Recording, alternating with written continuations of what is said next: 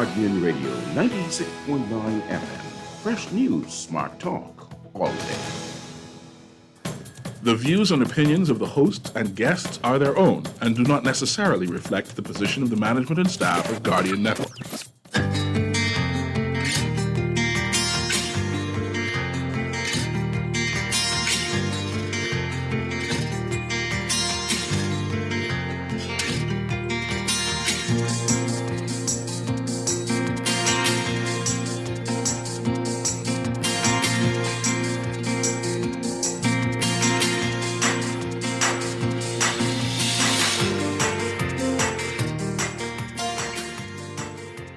Good morning. That Court of Appeal ruling on citizenship triggering a rush to register to vote. The Attorney General insisted that citizenship laws have not changed. One senator says that unvaccinated people should not be discriminated against. And in our discussion today, we are talking about the commercial banks. We are talking with the head of the Clearing Banks Association. It's all straight ahead this morning. I'm Dwight Strachan, and this is Morning Blend. It's a new day. Wake up. It's a new day.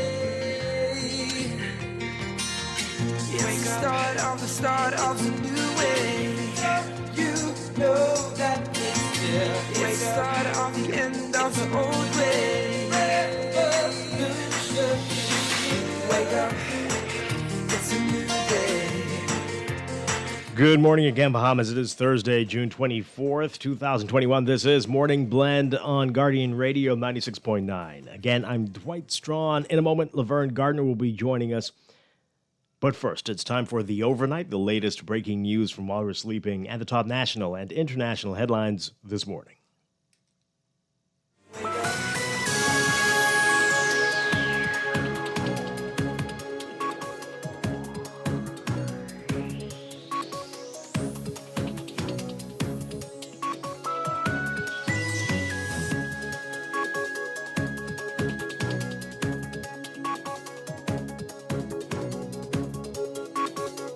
In the overnight, individuals impacted by a Court of Appeal decision that children born out of wedlock to Bahamian men and foreign women in the Bahamas are entitled to citizenship from birth have been turning up at the Parliamentary Registration Department demanding to be registered to vote. That's according to Attorney General Carl Bethel, who was speaking in the Senate yesterday. In making the ruling on Monday, the appellate court affirmed a landmark decision by Supreme Court Justice Ian Winder. Bethel insisting that the law has not changed despite the ruling because the government is planning to appeal to the Privy Council. He says that he's been advised that quite a few people showed up to be registered to vote. Winder's ruling contradicts the long-standing requirement that children born in the Bahamas out of wedlock to Bahamian men and foreign women must wait until 18 to apply for citizenship. Bethel says the government is in the process of applying for a stay. Meanwhile, Senator Fred Mitchell contending that the law has changed, at least for the time being. He said those impacted by the ruling can legally go to the passport office and seek to get a passport. Mitchell says once the court pronounces that parent means either parent, the law changes because the Court of Appeal binds every other court. Bethel, though, insisting that the law has not changed and said that it can't be proven that a man is a parent, noting that the law does not at this time allow for the use of DNA for such proof.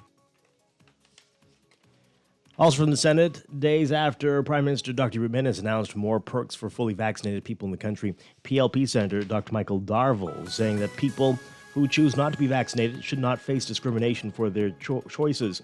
Darville emphasized that he supports widespread vaccination against COVID-19, but said that public education should be used to encourage higher uptake as opposed to special privileges for the fully vaccinated.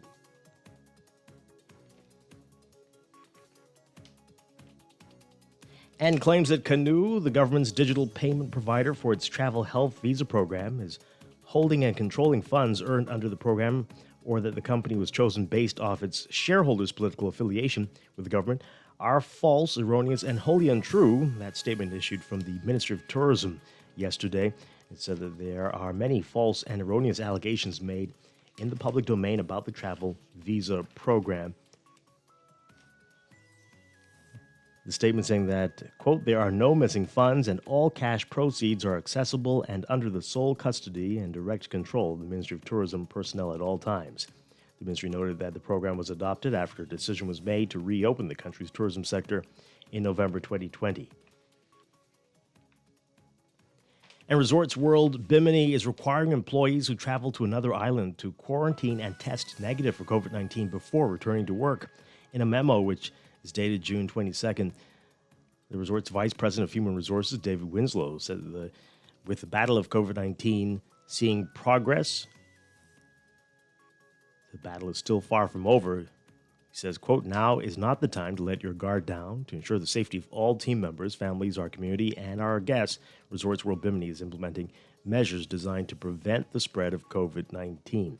Winslow said employees have to request quarantine accommodation prior to departing and have that request confirmed in order to have a room upon return.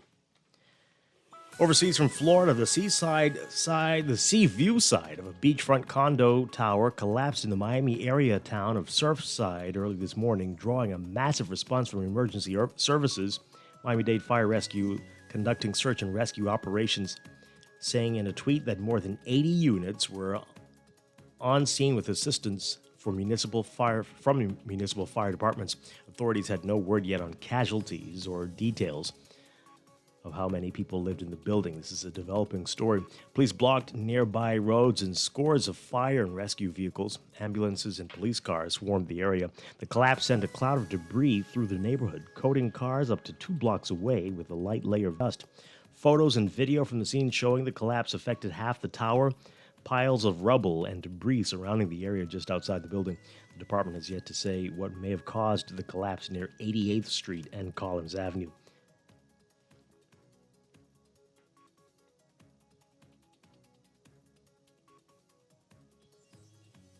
And Russia previewing a showdown with the United Nations, United States, and Western nations over the delivery of humanitarian aid to rebel-held northwest Syria from Turkey, rejecting their warnings that closing the only border crossing will leave more than 1 million people without desperately needed food and cause people to die because they lack medicine.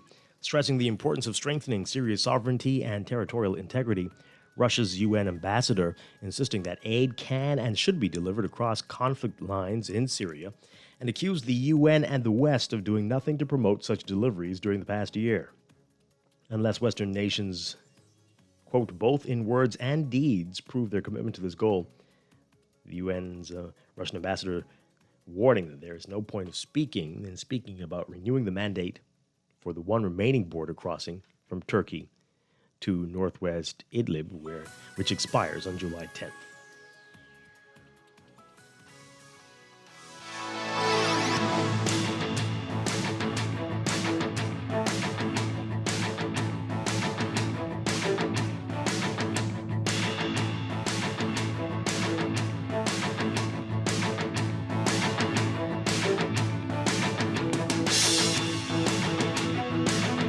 In sports, Bahamas' senior women's national team getting off to a great start at the Billie Jean King Cup, formerly the Fed Cup. Team Bahamas Wednesday winning their tie against Costa Rica 2-1 amidst a rain delay stoppage for several hours in Panama City. Sydney Clark and Carrie Cartwright played the 2 singles matches and both won. Sierra Donaldson and Elena Mackey played the doubles match, but they lost. The matches were played on clay courts. The Bahamas leads the Americas Group 2 Pool A play with a 1-0 win-loss record. Costa Rica is now second at 0-1. Uruguay will start their campaign when they play Costa Rica today. Read more about it in today's Guardian Sports section. From the NBA, Trae Young scoring 48 points, leading the Atlanta Hawks to beat the Milwaukee Bucks 116-113 in Game 1 of the Eastern Conference Finals last night. That's sports, and that's the overnight. Time for your first look at weather.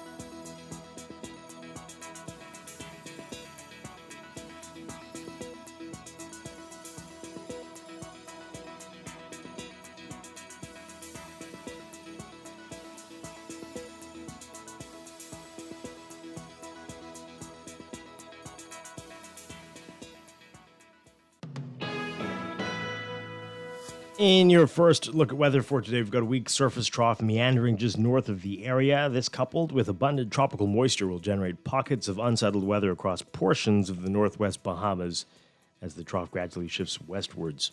Meanwhile, a high-pressure ridge will continue to dominate weather across most of the country as it lifts northwards through tonight. Boaters should be alert, though, for possible water spouts, and especially in the extreme northwest Bahamas, and beachgoers should exercise caution due to the risk of rip currents along eastern shorelines in the central and southeast Bahamas.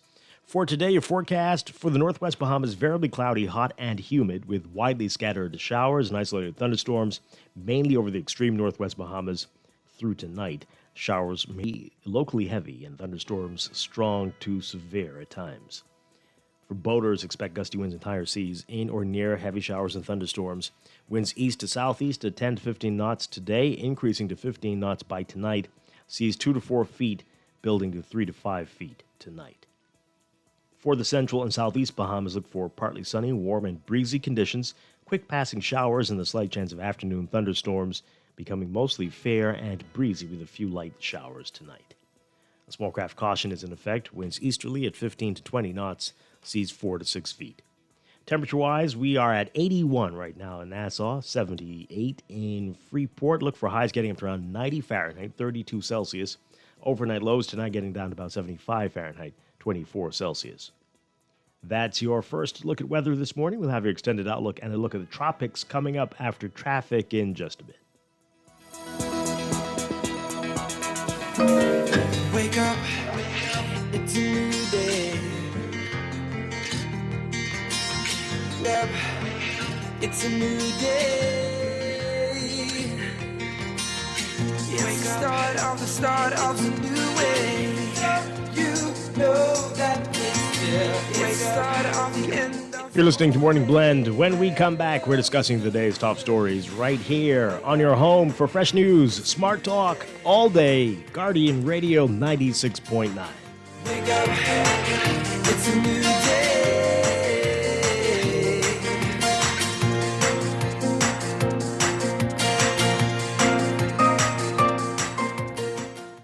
Technology serves to make our lives better, so why not your business too? At Custom Computers, we've been maintaining our knowledge and relationships with top tech companies since 1987 and carry only the most trusted brands like Apple, Microsoft, HP, and more. No company has helped more businesses build reliable IT systems than Custom Computers. You name it, we've done it. Call 396-1101 to talk to any of our business experts. Find trust in your count on Custom Computers. Wake up, it's a new day.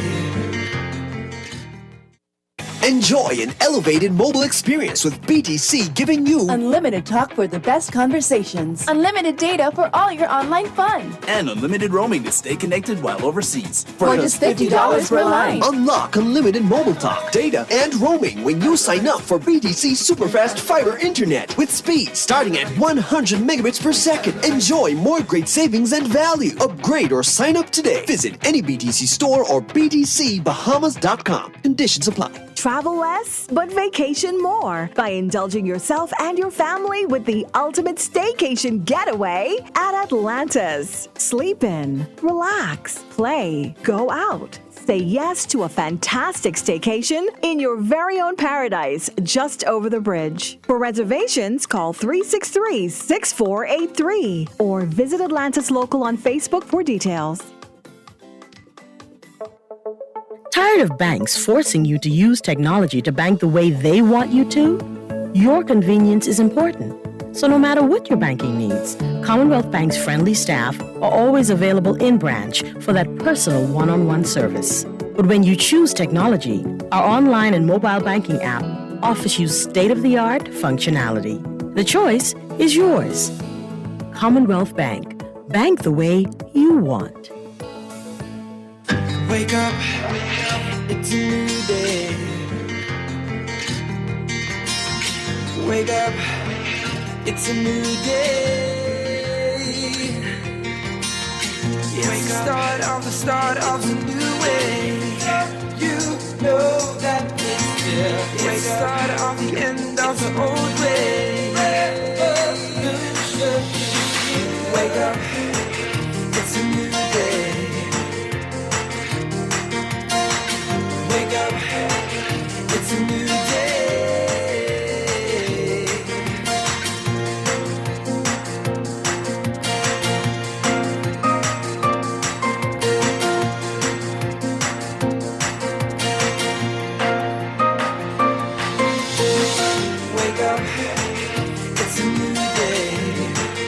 Welcome back to Morning Blend here on Guardian Radio 96.9. We are streaming live on GuardianTalkRadio.com and on the Guardian Radio app for smart devices. We're also on your televisions on Cable Bahamas Channel 969 and BTC Flow Channel 612. Once again, I'm Dwight Strachan. Joining me twice in 1 week, we've got Laverne Gardner. Good morning, Laverne. Good morning. How are you? I'm doing well. Glad to hear your voice again. Yes. All right. And this is going to make the week feel a lot shorter. So that's good. Hopefully the that's weekend, always a good thing. Yeah. Hopefully the weekend will slow down, though. So, yeah. Yeah, that seems to go by really fast, though. Even faster. All right, to this morning. And again, you can join the conversation. Tweet us at morningblend969 or facebook.com/morningblend969. Email us morningblend@nascar.com. Or you can text us on the Guardian Radio text line powered by BTC 422-4796. Standard text rates apply. We'll give you the numbers to call in just a bit. Coming up this morning, more weather and traffic. And in a few minutes, we're going to be talking with the chair of the Clearing Banks Association. They're going to be talking about, I think, one of the Bahamas' favorite topics, the commercial banks. So we're going to get into a lot of issues with him this morning. So stay tuned for that coming up in a few minutes. But let's begin, though, with what's in the news.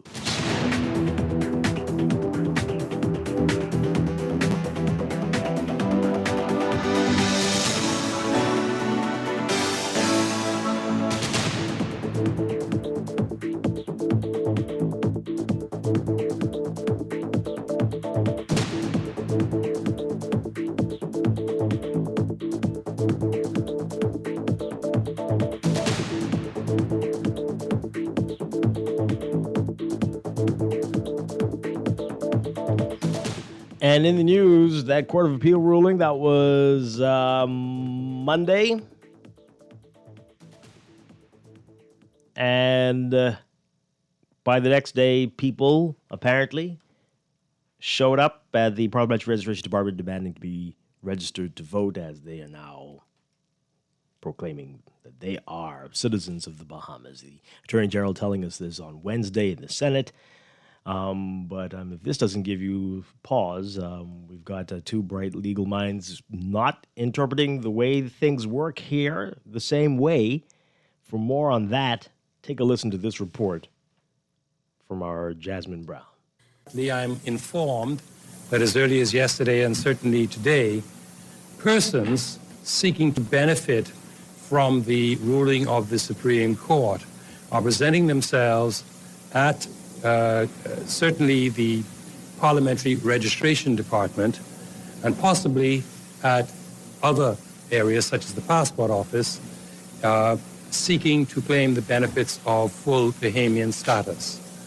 Unfortunately, the matter is being appealed to the Privy Council and steps are being taken. The law is not settled. On Monday, the Court of Appeal affirmed a ruling by Supreme Court Justice Ian Winder that every person born in the Bahamas shall become a citizen of the Bahamas at their date of birth if either parent, irrespective of their marital status, is a citizen of the Bahamas. However, Bethel insisted the law has not changed despite the ruling. That if we were to lose at the Privy Council, at that time, we would then be required to make changes to domestic law. In other words, nothing has changed as a result of the ruling, because the matter is still a matter of contest. And one of the things that is required is, of course, that we go to the Privy Council for the matter to be settled. The Attorney General said all government agencies must obey the laws of the land. His comments did not sit well with Progressive Liberal Party Senator Frederick Mitchell, who contended that the law has changed. He said those impacted by the ruling can go to the Passport Office and seek to get a passport. As soon as the court pronounces, unless there's a stay, it changes automatically.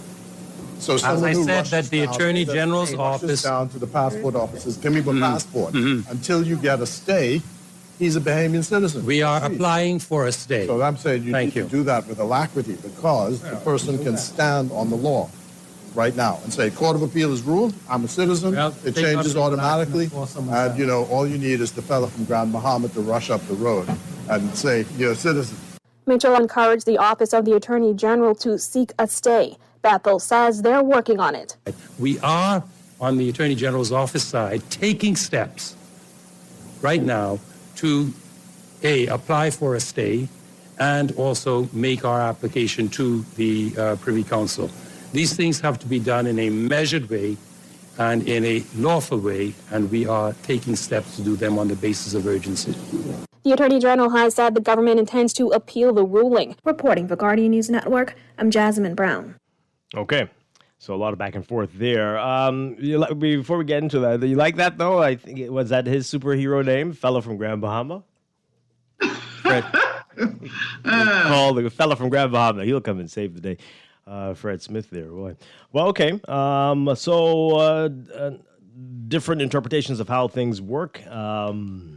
But isn't that the whole, the issue, the entire issue around this is different interpretations, yes, exactly, right? Exactly. So, but I'm not a legal mind. So in my very simplistic way of thinking, if this ruling came down that said what it said, doesn't that stand? Well, that's what Fred Mitchell's saying, yeah. Unless they get a say, which the Attorney General is saying that's what they intend to do. So, yeah, but they're working on a stay. You working on a stay and you having a stay are two different things. Mm-hmm. Well, yes, that is true. Right? That's true. But so you don't, if I'm working on it, it means that I do not have it. That is correct. So in the meantime, what happens when, as we're seeing now, people are presenting themselves to be registered to vote, to whatever, to take advantage of things that other Bahamians have been entitled to that they have not? Are you then saying that, okay, the court ruled, but seeing that we're going to contest this and we're working on a stay, we're not going to adhere to the court's ruling? Is that what the Attorney General is saying? I'm not sure exactly, but I do think it is interesting that people are showing up to register to vote, bypassing the whole, really affirmed as a citizen thing. But okay, but you know how things work around here. I'm sure they will take their slow time with all the documents, and that'll give the government enough time to have their stay petition finalized. But very unfortunate situation, and we do hope, as the Senator Fred Mitchell said, they do move with quite a bit of haste to get this resolved as quickly as possible. There's a lot of people who've been suffering in limbo for far too long. I'm just trying to figure out, really. So I don't know if there's any lawyer out there listening so that I can understand, because I'm just trying to figure out how this court ruling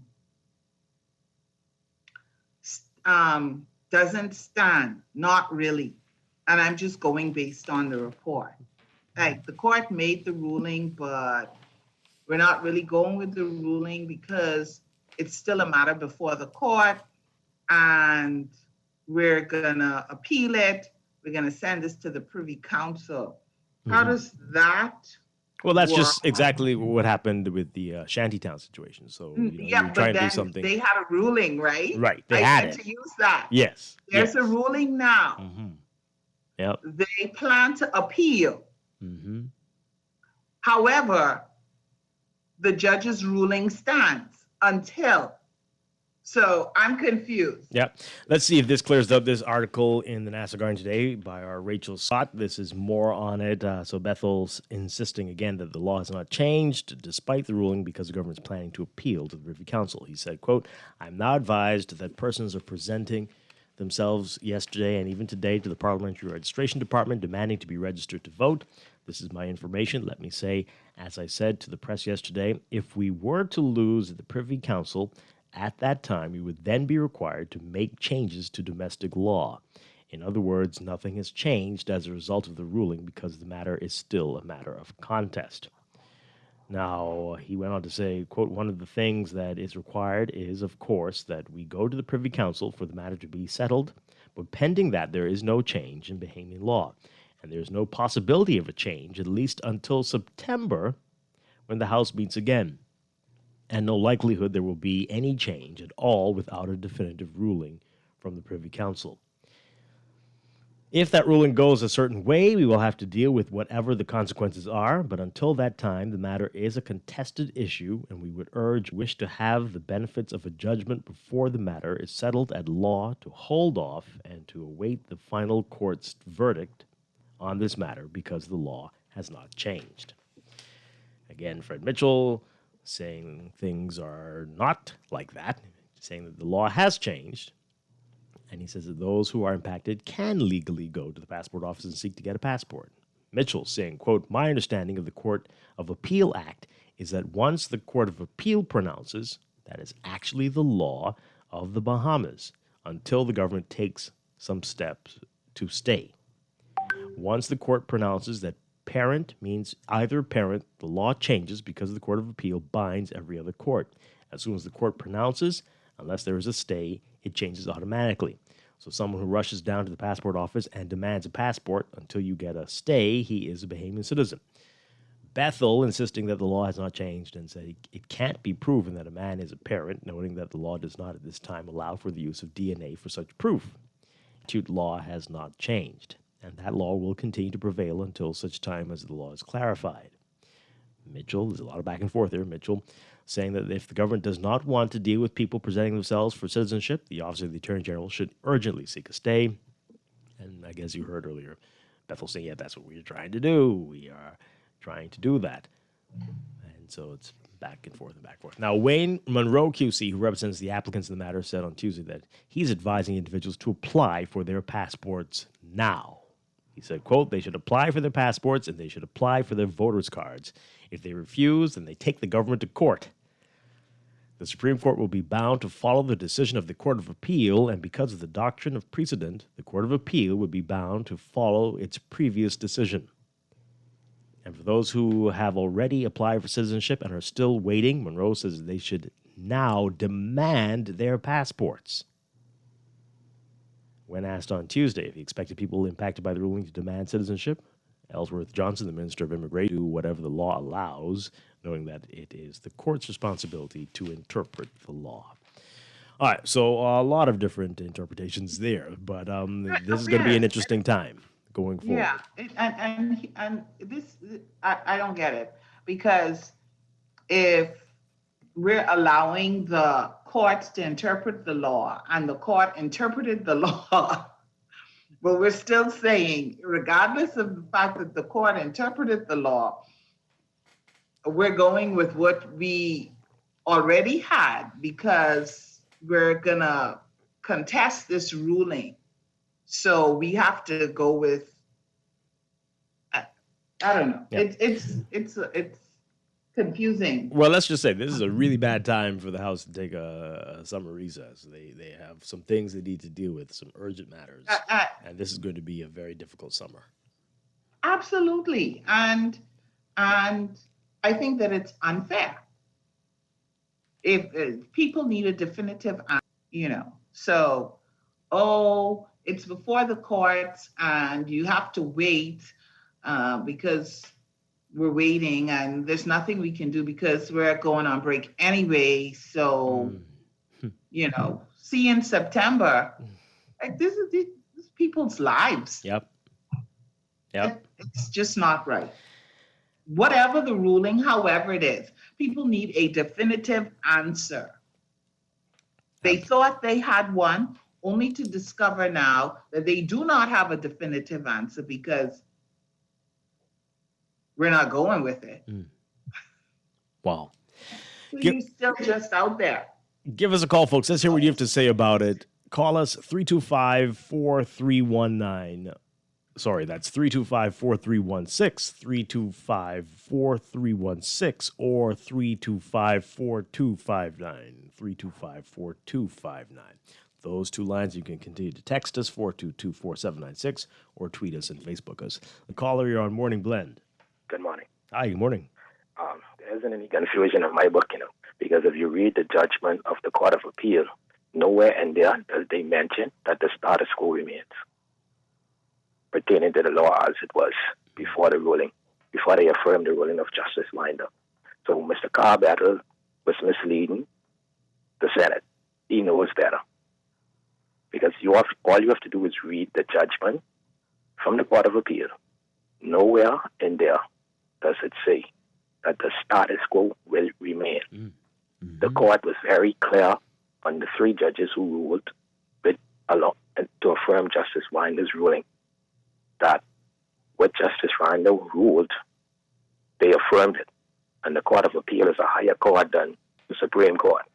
So regardless if you go into appeal to the Privy Council until such time as a court say that the status quo remains, the law is what just happened was just referred the other day by the court.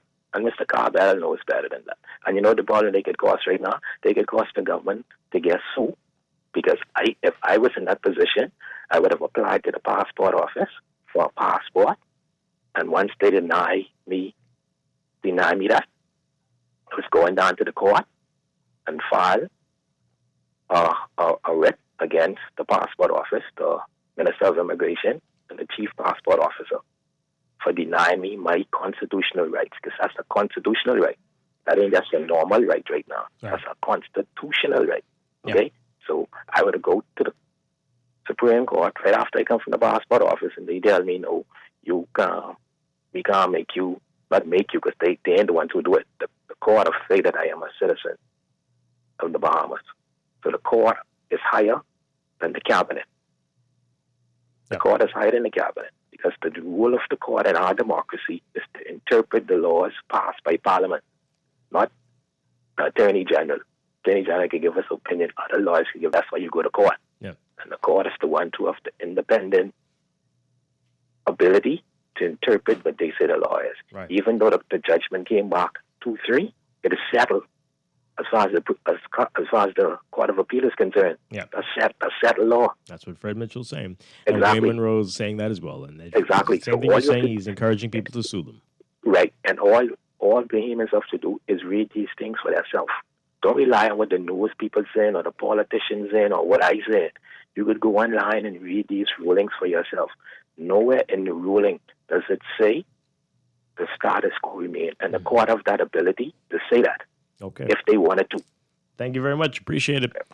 325-4316. 325-4259. That other number is going to be giving you some issues again today. But 325-4316. 325-4259. All right. We'll get back to the calls in a bit. Let's read some of these messages here. I think everybody morning, they need to first get a birth certificate to say they are Bahamian. Well, birth certificates don't say that. They just tell you where you were born. Right. And so I'm sure they do have that they were born here. That's why they think they have the right to be a citizen. Yeah. All right. This one here, the Attorney General will lose this case. He hasn't won. You're back to that, eh? Okay. Listen, Dwight, right at this time, with this ruling that has come forth, lawyers are advising their clients to go and apply. And they are telling them if they are denied, that they can sue the government. I don't have any money because the government has money because we pay taxes. Mm-hmm. We don't need a lawsuit. What we need is to be very clear about what we're doing and how we're doing this. Yeah. Yep. And yep, very true. Very true. All right, let's take this call. Good morning, call. You're on the air. Good morning, guys. How are you this morning? Doing well. Dwight, let me ask you a question on the lady. Why hasn't Carbattle, if he knew that this case was coming forward, had his appeal already prepared? If it went the opposite way that he wished for it to have went, like how it went the opposite way, why has he have to wait now for so long to have an appeal prepared? He should have had his appeal prepared already. Okay. The state and it's totally wrong what Carbattle is doing. They shouldn't sue the government. They should sue the Attorney General office for prohibiting them from getting their passports. Okay. Because Carl Bill got to realize the judge's ruling is the third arm of the government. Well, what is Carl Bettel doing? This is not about politics, you know. This is about our Constitution. And if the appeal court, which is the highest court in the land of the Bahamas, No, right? it's not. It is the highest court in the It's not. No, you can't say that. It's the Privy Why Council. can I not say that? Just because the court is based in London doesn't mean it's not the highest in the Bahamas. No, I understand what I'm saying to you, sir. I said I'm speaking about That makes no sense to jurisdiction. say that. That makes no sense. The highest court in the land is the Privy Council. Okay, the highest court in the land is the Privy Council. Yes. So what is the appeal court in the Bahamas? Below the Privy Council. Yes, I understand that. That's why I was trying to explain myself, but you won't allow me to Yeah, explain but don't myself, say sir. that. You were saying the wrong thing. But I continue. was trying to correct myself, but you won't allow me to do so, sir. But anyhow, let's move on from that. Okay, Carl Bettel is wrong in what he's doing, and I think those people need to sue the Attorney General office instead of suing just the government, okay? It's the same thing. Thank you. It's the same thing. Okay. I don't know why it's taking so long. I don't know how things work. Maybe this is how long it takes to get a stay. Maybe they did it immediately. I have no idea. But yes, it's unfortunate that that here we are 3 days later and that still hasn't been resolved. But hey, let's take this call. Good morning, call. You're on the air. Good morning, Dwight. Good morning to the lady from the north. Good morning. Mr. Twice. You know what the problem is in this country? You see, it ain't nothing to do with no cause and all this bunch of fools, no. All PLPs and FM have to do is go on and amend these amendments, no. Just go and tweet. You know, see, the Bahamas, these states were designed back in the 70s. Every country in the world amend their constitution, whatever they do. But we just do a bunch of nonsense, got people's life at stake. If I had any power to do it, right, anybody who entitled to get a passport, I would give it to them, you know. I would give it to them and let them know you have to speak English in this country. And this, they will live and begin to push and build on people's properties. It's the lawyers got this country messed up, right? That's why I keep telling you all, not going to change this country until 2027. The Moses crew, they got this country messed right up. I don't listen to nobody over the age of 74, 75. Because they say that they do nothing, they enrich themselves and the families, and that's why our country is getting all the time money as I speak. And thank you, my God, my brother. Okay. All right. Thank you very much. All right. Let's read some more messages. Somebody says here, Dwight and Laverne, I believe the Attorney General has a time frame to take counsel, and the AG has already indicated their intention. But I find it strange that the first thing after waiting so long to be a Bahamian you want to do is vote. What about DNA testing, or isn't that a requirement?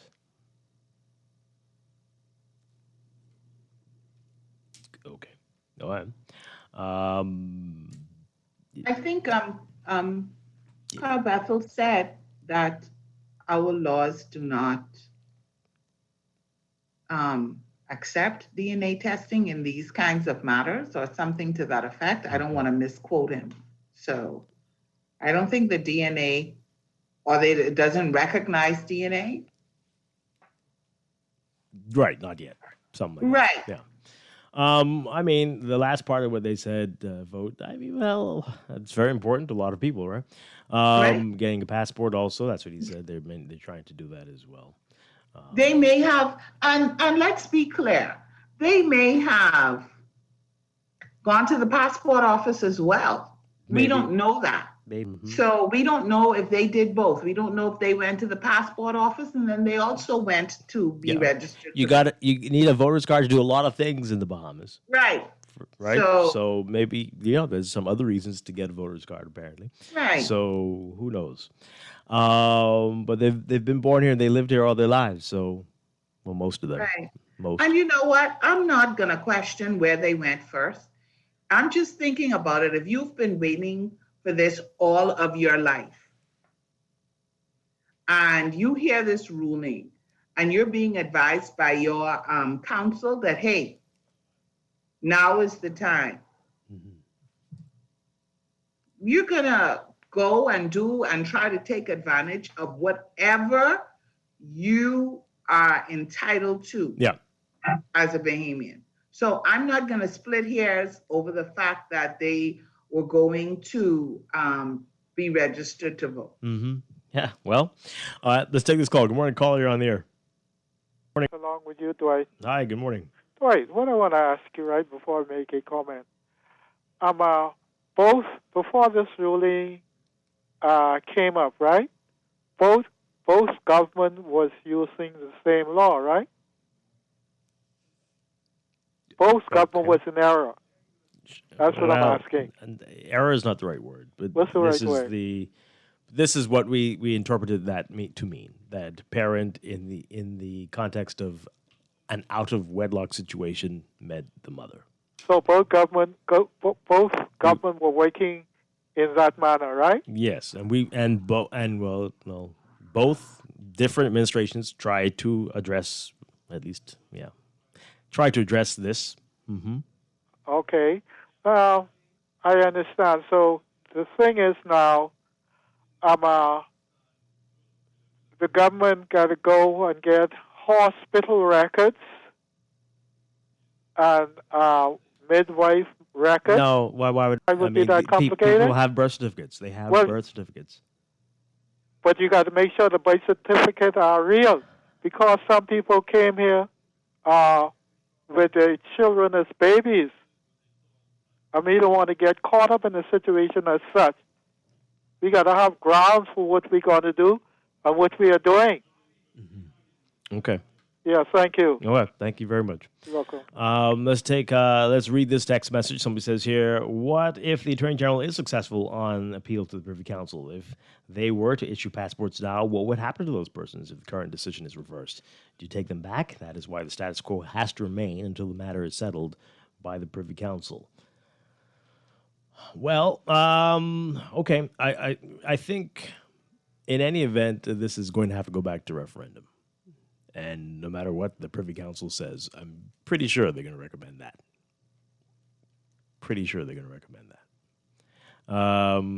So this another referendum, Dwight? Well, we've got another referendum? And this time it has to be done right. And it can't be mixed up with all kinds of other things. Yeah. Perhaps only one question. Very clear. It just needs to be this one issue. Nothing else needs to be tacked onto it. Mm-hmm. Just let it be this one issue. The people are clear and can understand, and then they can go and vote. Yeah. Here's another text. Houston, we have a problem. If the AG doesn't know that they have to apply for stay in this matter, well, I think he does know that, but when is it going to happen, or what's taking so long? That's the question, right? So that's what he said they're doing. They are in the process. How long the process takes, I'm not sure, but that's what they're doing. That's what he's been saying. This one says, regarding this current citizenship matter, I'm confused. Did you all not hear the Attorney General say, in spite of the Court of Appeal ruling, the law has not changed and the Parliament will not change it until hearing from... Oh, yeah, we heard that. Did you not hear what the other lawyers are saying? They're also saying, well, he's wrong. That's what they're saying. So everybody is saying something different. You hearing, right? Fred Mitchell's also a lawyer. Wayne Monroe is also a lawyer. They're all saying that he's wrong and that this is... The Court of Appeals ruling stands. So what are you hearing? Right. Okay. Everybody's saying something different, as lawyers are wont to do. That's what they do. They like to do this. But anyway. Okay. This person says here, rulings don't take effect due to the fact that you have 14 days to appeal. And if you let the time go, then in law. So without an appeal, that's that. I don't know if that applies here. But okay. A poorly prepared AG's office is all. If he anticipated the matter going to the Privy Council, the stay should have been in waiting. The Bahamas government gets sued frequently due to sloppy work and lack of attention. Again, they keep talking about a backlog. I don't know if that affects this. Who knows? I don't know. This one says, okay. 2 referenda was done on this matter, and the majority voted no. Well...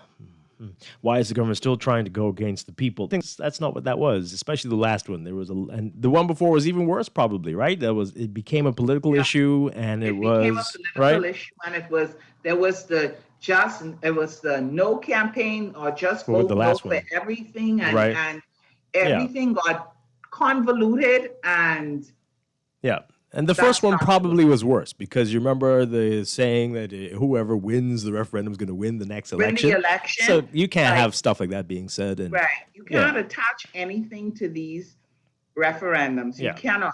But then also as the people, we have to look at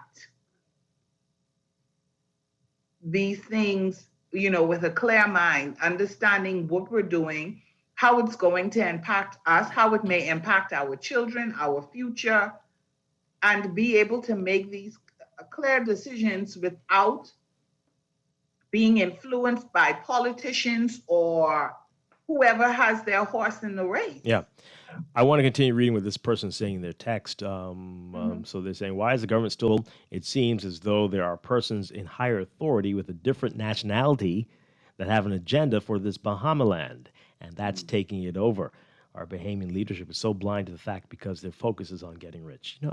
That's really a very unfortunate view on this. I don't know if you have been hearing the very sad stories, the bright, wonderful people who've been born here, living here, Bahamian fathers. All of their lives. And they cannot go off, they cannot take advantage of scholarships they've been given. They cannot go to UB at the rate that everybody else goes, or at the now paid for by the government rate. They can't work, they can't travel, they can't. Nothing. Do you? Yeah, no? Okay, you don't understand that? Okay, well, that's very sad. That's very sad. This one says here, the Bahamas is faced with an issue of legal incompetence in the highest judicial office. Lawyers who argue the Attorney General's case should have kept the Attorney General abreast of the case as it progressed. I don't know how you can say that didn't happen. Anyway, preparation should have been made long as handed down. It's called foresight. Okay. It can become confusing at times because there are matters from the magistrates' courts where the Court of Appeal decision is the final. Well, that's if nobody challenges it, right? If everybody says, okay, fine, we won't take it to the Privy Council, then that's final, yes. But the Attorney General said they intend to take it to the Privy Council. Right. This one says here, if a person charged with murder wins his Court of Appeal matter, immediately he's released from prison, no matter if the matter goes to the Privy Council or not. Okay. We'll take this final call. Good morning, caller. You're on the air. Are you there? No? Okay. All right. And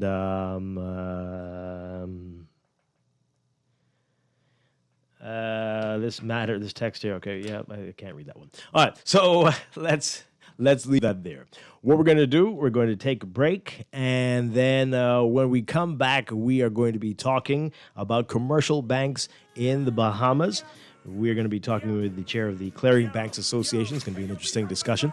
This is Morning Blend on Guardian Radio 96.9. Stay with us. I am a Bahamian. Come on, sing it out loud. I am a Bahamian. From Bahamas to an Grand Islands in between. If you know you in love with the silent chick, come on, sing it out loud. I am a Bahamian. Come on, sing it out loud. I am a Bahamian. I am a Bahamian citizen, 242 resident, native son of the 8 Mile Rock settlement, highly intelligent, ladies and gentlemen. Let me introduce Papa Smurf in the element. Bahamian accent, smooth and so elegant, using an rap song to make it sound eloquent. Any place other than this is irrelevant. Tropical paradise, beauty is evident. This goes out to the Bahamian government, leaders of the country, members of parliament. Each and every settlement needs some development. If you ain't encouraged, then this is encouragement. We are in a country that's healthy and prominent. Visitors visit and they leave, but it's not turn again. I am very confident. I am sure as I is a Bahamian. Yo, we come a long way and we just begun. Come on, lift up the heads to the rising sun and just sing it out loud. I am a Bahamian. Come on, sing it out loud. This is Guardian Radio 96.9 FM, Nassau, Bahamas.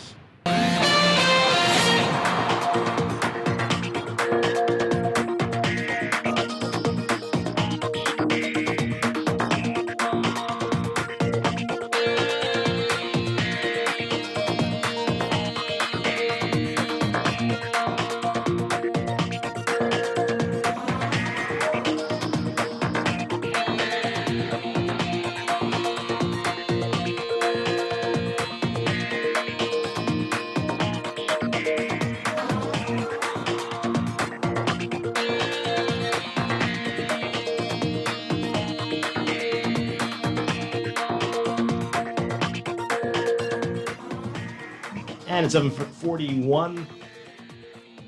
Time for your first look at traffic for this morning, brought to you by RBC Royal Bank. Here's what's happening in your real-time traffic. We've got Smile Butler Highway, heavy traffic from Fire Trail in the northbound lanes, heading towards Tahani Williams Darling Highway. Gladstone Road also busy for you this morning, the northbound lane to John F. Kennedy Drive. We're seeing the traffic building on Blue Hill Road, just north of Soldier Road, in the northbound lanes, and towards Independence Drive. And some building traffic at the major intersections along the island.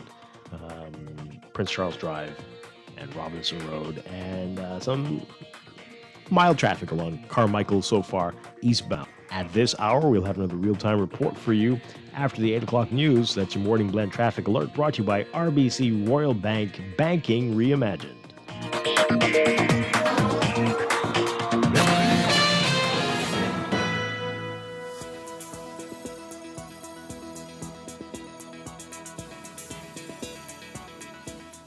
And time for another check of your weather for today, brought to you by Rev Cable Bahamas. We've got a weak surface trough meandering north of the area, coupled with abundant tropical moisture. That's going to generate pockets of unsettled weather across portions of the northwest Bahamas as the trough gradually shifts westwards.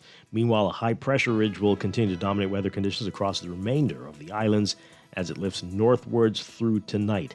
Boaters should be alert for water spout activity, especially in the extreme northwest Bahamas, and beachgoers in the central and southeastern islands should be alert for rip currents at eastern and southern shorelines. For today, for the northwest Bahamas, we're looking at variably cloudy, hot, and humid conditions, widely scattered showers and isolated thunderstorms. Mainly in the extreme northwest Bahamas, that will continue through tonight. Showers may be locally heavy and thunderstorms strong to severe at times. For the central and southeast Bahamas, partly sunny, warm, and breezy with quick passing showers and the slight chance of afternoon thunderstorms, becoming mostly fair and breezy with a few light showers tonight. Small craft caution in effect.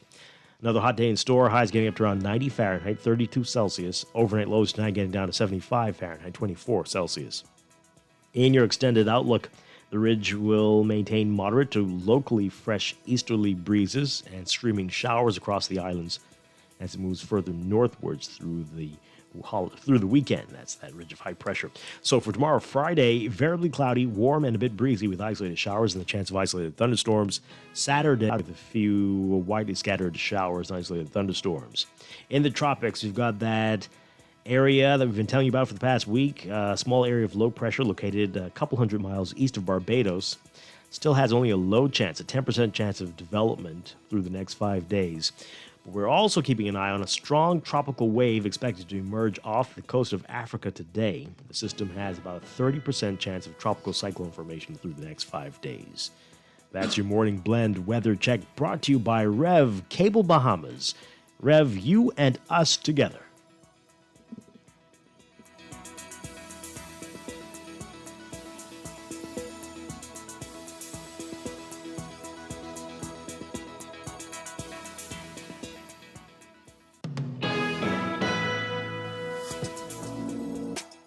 Postpaid with the Live just got better. Say hello to more with our new Liberty Prime plan. 800 text and talk minutes and 15 gigabytes of data to do the things you love right here at home and even when you travel. With the all-new Liberty Prime, Liberty More, Liberty Premium, and Good to Roam. Roam again. Alive. Believe in best. Believe in best. Digital banking, online, RBC.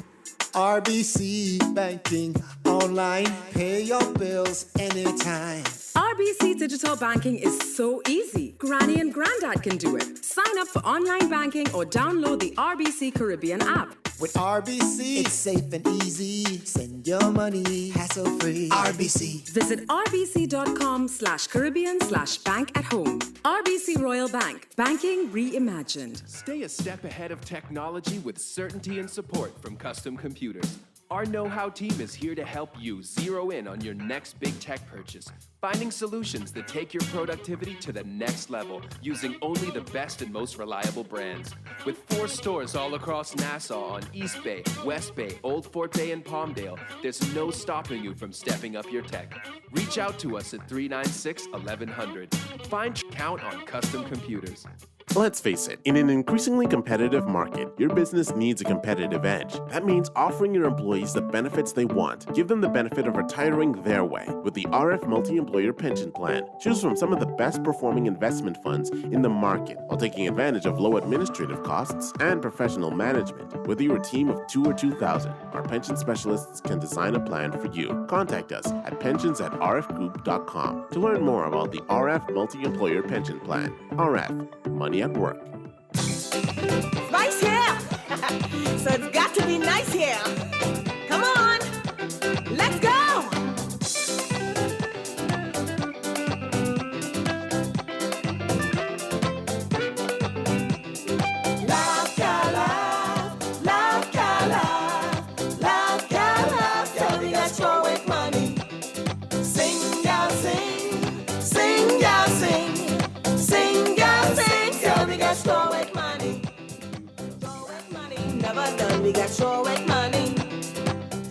We are back here with Morning Blend on Guardian Radio 96.9.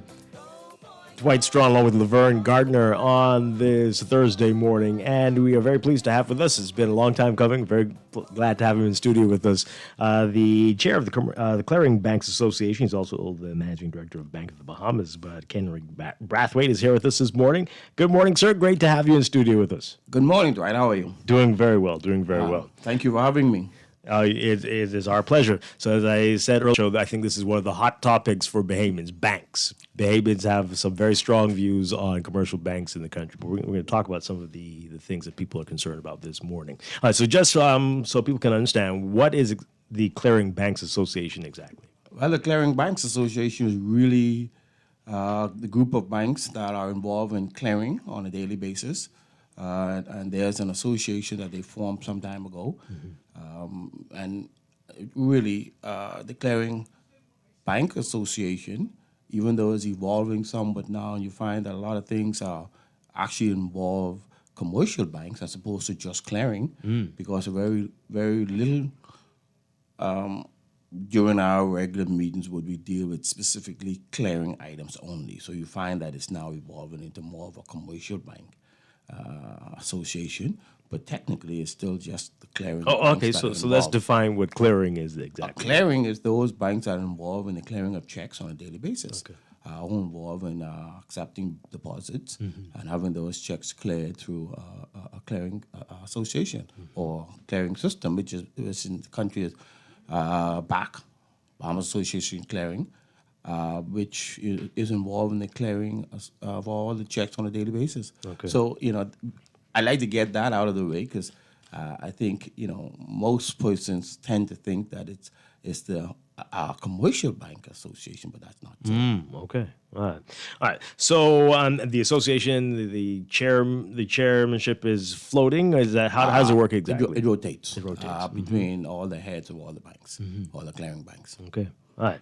So it's been an interesting year from the pandemic to now. We've seen a lot of interesting things happening with banks here. Let's talk about what this year has been like. The year of the pandemic leading into now, find themselves, and what this says about the future of clearing banks and commercial banks here in the country. I think you would find that even the governor has agreed that the clearing banks in the country are still fairly strong. Despite what the pandemic has brought, you see a lot of profitability issues, which are really driven from the need to provide. In other words, we set up a provision for those loans that may go bad. We govern now by certain statutes, certain rules that says that, if you're running a commercial bank, if you have loans on your books, you actually have to, I want to make it as simple as possible, you actually won't have to make allowances for possible losses of that portfolio. Obviously, with the pandemic, employment is impacted. And once employment is impacted, you will find then that your loan portfolio would be impacted significantly. There's no secret. We're a bank, we're a tourism industry, and significantly impacted during the pandemic. All of those loans that are linked to the tourism sector, whatever it may be, would have been impacted in some way. Right. Yeah. Now, we know, at least initially during the pandemic, the government had asked for banks to be a little more lenient, and when it comes to loans, and that did definitely happen. But we kept hearing later in the year that the tone had changed a bit from banks. I don't know if that was across the board, but what can you tell us about what happened there? I think what was considered reasonable. The word from the central bank was very clear. You want to give forbearance. You want to give your patrons, your customers, a chance to at least ride out the pandemic. So what they actually said, banks, I want you to be a bit lenient to make sure that you don't just, if they can't pay in 3 months because they haven't worked, you don't just throw them out of the house, or you don't just call a loan. What the banks did, banks did not do the same thing. What some banks did was they did a blanket waiver across the board of all the loans, including credit cards. Some banks decided that I will contact my customers directly, and then let's see if they actually need it. Remember, not everybody was impacted negatively by the pandemic. Right. So what you found that if you gave everybody a blanket issue, you actually, it may work in your favor for a while, but technically those persons who had the ability to pay should have been allowed to pay. And then that's what some other banks did on an individual basis. If you worked in the tourism industry, even the letter from the governor, from the central bank said was very clear. If you've been impacted due to the pandemic, then I think we should be lenient. And that in itself means that if you work in an institution or a bank somewhere where you have not been impacted, that waiver really shouldn't have been for you. Huh? Right. Yeah, and some people did that and were hit with some serious interest payments. What happens during a waiver is that the interest is not forgiven. What happens is when we rewrite or restructure that loan again, that interest is added, and the payment is recalculated. And even for some persons who haven't gone back, you find that, the loan then becomes delinquent because it runs through what we call the delinquency buckets. And eventually, and that is why you will see the provisioning side of it is something that affects the profitability, but you will find that delinquency now is escalating. Non-performing loans, that bucket will escalate because you found a lot of those persons have not gone back to work yet. Yeah, right. Okay, let's talk about that. I know that you said different banks had different policies, but there are people who have not gone back to work or on half pay. How lenient have the banks been with their situations, with their loans and their mortgages? Well, the question is not how lenient, what is reasonable. If an individual hasn't paid a loan for 12 months and they do not have any real employment life with any kind of certainty that they're going to be employed, then what is reasonable? I think it's a question that's being asked. And the truth of the matter is, I don't think any bank think that someone who hasn't paid in 18 months is reasonable and they have no kind of employment lined up. That's not reasonable. Right? At some point in time, somebody has to agree that I think we need to let this loan go through the regular buckets, and if it goes to delinquency, it's not performing. But don't be misguided now. There are a lot of persons who were not working who found ways to pay their loans because that's important to them. History, in a pandemic, for example, history is important. So when you get to a point where there's an individual who may have been on half pay, may not have been working, but found a way to pay their loans, how would you look at that individual when this pandemic is over? Or you ask how long should it go? So does that influence what is considered reasonable? The fact that some people who are in the same boat are able to pay, but you aren't? And then is that how banks look at it? Absolutely. I mean, and that is why it's important for each bank to look at each customer individually. So if also, do banks then take into consideration how you were paying prior to the pandemic? Absolutely, and that's why I'm saying... Because, some people may have been delinquent prior to the pandemic and not paying what they committed to pay. So does the bank take that into consideration? Absolutely. History is always an important risk factor. When we calculate the risk of an individual to a bank, In other words, we're looking at what's the possibility that this individual will pay me in all conditions.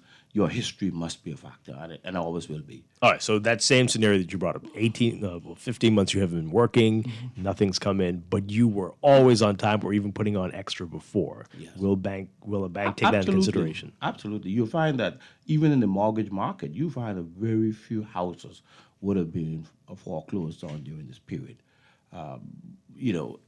The unsecured loans, the system actually takes care of them. There's only so much you can manipulate as a bank, your unsecured portfolio. When that starts to go delinquent side, then it goes delinquent. The mortgage, there's a lot more, forbearance, which is a good word, with those mortgages because it's secured. The possibility of default may be there, but in terms of recovery, there's an element that the secured loan provides and an unsecured loan will not provide. Yeah. We were hearing different views, depending on who you asked, from bankers. Some saying a lot of clients were avoiding them during this time, not talking to them. And then other clients were saying they couldn't reach the bank, or at least not reach anybody who was being reasonable, as you say, with them. What's generally been the situation? What did you see during this period? Were people coming out and saying, look, I need you to bear with me. This is good. Hopefully this will be temporary. I want to get back on track, but right now I can't do anything. The truth of the matter, right, that's always the case. Yeah. You always have those persons who, when things are not going as well as it should, who would come into the bank and say, I have a challenge. And then you have those persons when things are not going so well, they run and hide. Wow. I find it difficult to believe that a bank would not, during the pandemic, create an easy avenue for customers to contact them. You talk about calling, remember now, banks also work from home as well. During the pandemic, that was a part of the decision-making that allowed persons to work from home. So things were not as usual. Therefore, you may have found at some time that you could not reach the individual that you were accustomed to reaching. That shouldn't have stopped you. Yeah. You need to protect your history. You need to protect that legacy that you've built in terms of, you mentioned about paying your loan point. That should carry over, but it's not going to carry over indefinitely, and it's surely not going to carry over if there's no contact and no discussion with regarding the loan itself. All right, we're going to break for news. When we come back, we have a lot more to talk to you about, including what's happening with branches around the country, so many closing down, and what the future looks like for banks. And will they be around, or will it just be a digital process going forward? We're going to get into all of that with Kenrick Brathwaite. He is the chair of the Clearing Banks Association. This is Morning Blend on Guardian Radio 96.9.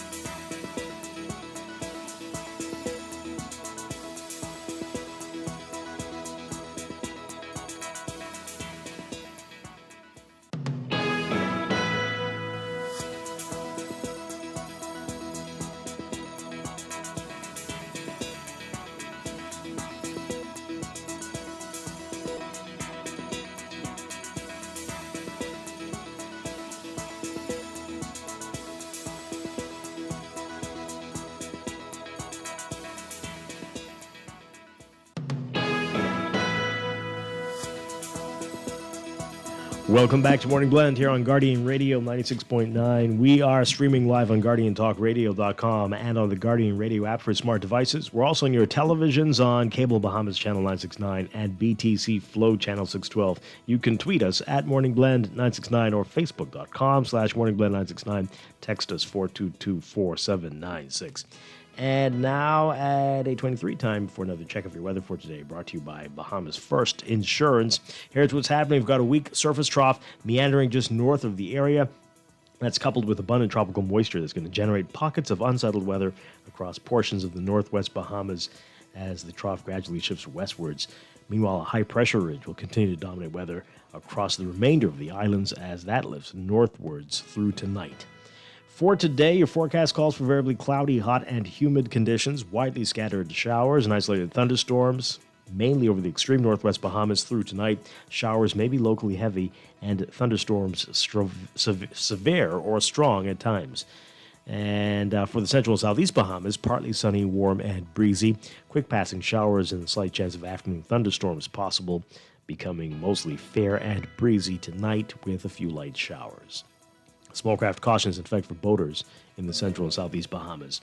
Look for high temperatures getting up to 90 Fahrenheit, 32 Celsius. Overnight lows tonight getting down to 75 Fahrenheit, 24 Celsius. In your extended outlook, that ridge will maintain moderate to locally fresh easterly breezes and streaming showers across the island as it moves further northwards through the weekend. So for Friday tomorrow, variably cloudy, warm, and a bit breezy with isolated showers and the chance of isolated thunderstorms. Variably cloudy and warm with widely scattered showers and isolated thunderstorms. In the tropics, we've got that small area of low pressure located just a couple hundred miles east of Barbados now. Still has a low chance, about 10% chance of tropical cyclone formation through the next 5 days. We're also watching a strong tropical wave expected to emerge off the coast of Africa today. The system has a 30% chance of tropical cyclone formation through the next 5 days. That's your morning blend weather check, brought to you by Bahamas First Insurance. What's first for you comes first for us.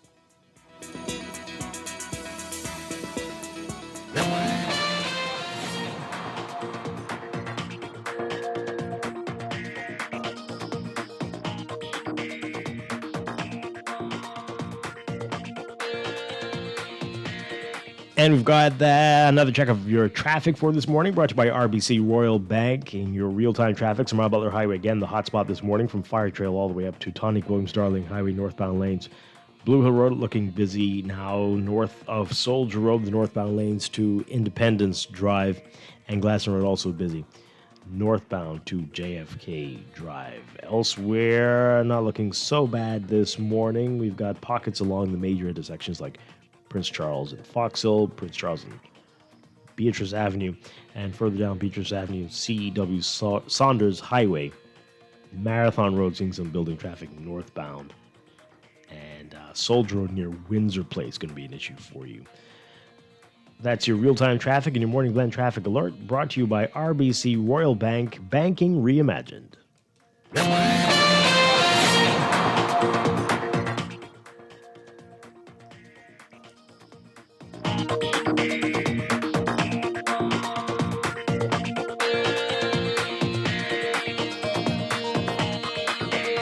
Invest in your children, your community. But are you investing in your financial future? At CFAL, we specialize in investment management, retirement planning, mutual funds, and private wealth management. Our team of experts never stops helping you plan for tomorrow. Because tomorrow begins today. Call us at 502-7010 to see what our financial advisors can do for you. CFAL. Growing wealth for future generations. There's only one way to have a better morning. How? Start your mornings the best way with our 2 for $6 breakfast sandwiches at Wendy's. For a limited time, choose any 2 of your favorite breakfast sandwiches, including the fresh Strachan sack muffin, honey buttermilk chicken biscuit, double sausage muffin, or the sausage, egg, and cheese biscuit. Wash it all down with our cold brew shake or coffee. Better mornings always start at Wendy's. Wendy's. Different inside and out. Excludes airport locations. Crystal Cruises is setting sail for the Bahamas once again. Crystal will follow the strictest safety protocols as guests travel to Exuma, San Salvador, Long Island, and more. With a commitment to keep communities and guests safe and protect the environment, Crystal's decision to homeport in the Bahamas will boost tourism and support the local economy. Learn more at crystalcruises.com. Travel less, but vacation more by indulging yourself and your family with the ultimate staycation getaway at Atlantis. Sleep in, relax, play, go out. Say yes to a fantastic staycation in your very own paradise just over the bridge. For reservations, call 363-6483 or visit Atlantis Local on Facebook for details. This is Guardian Radio 96.9 FM.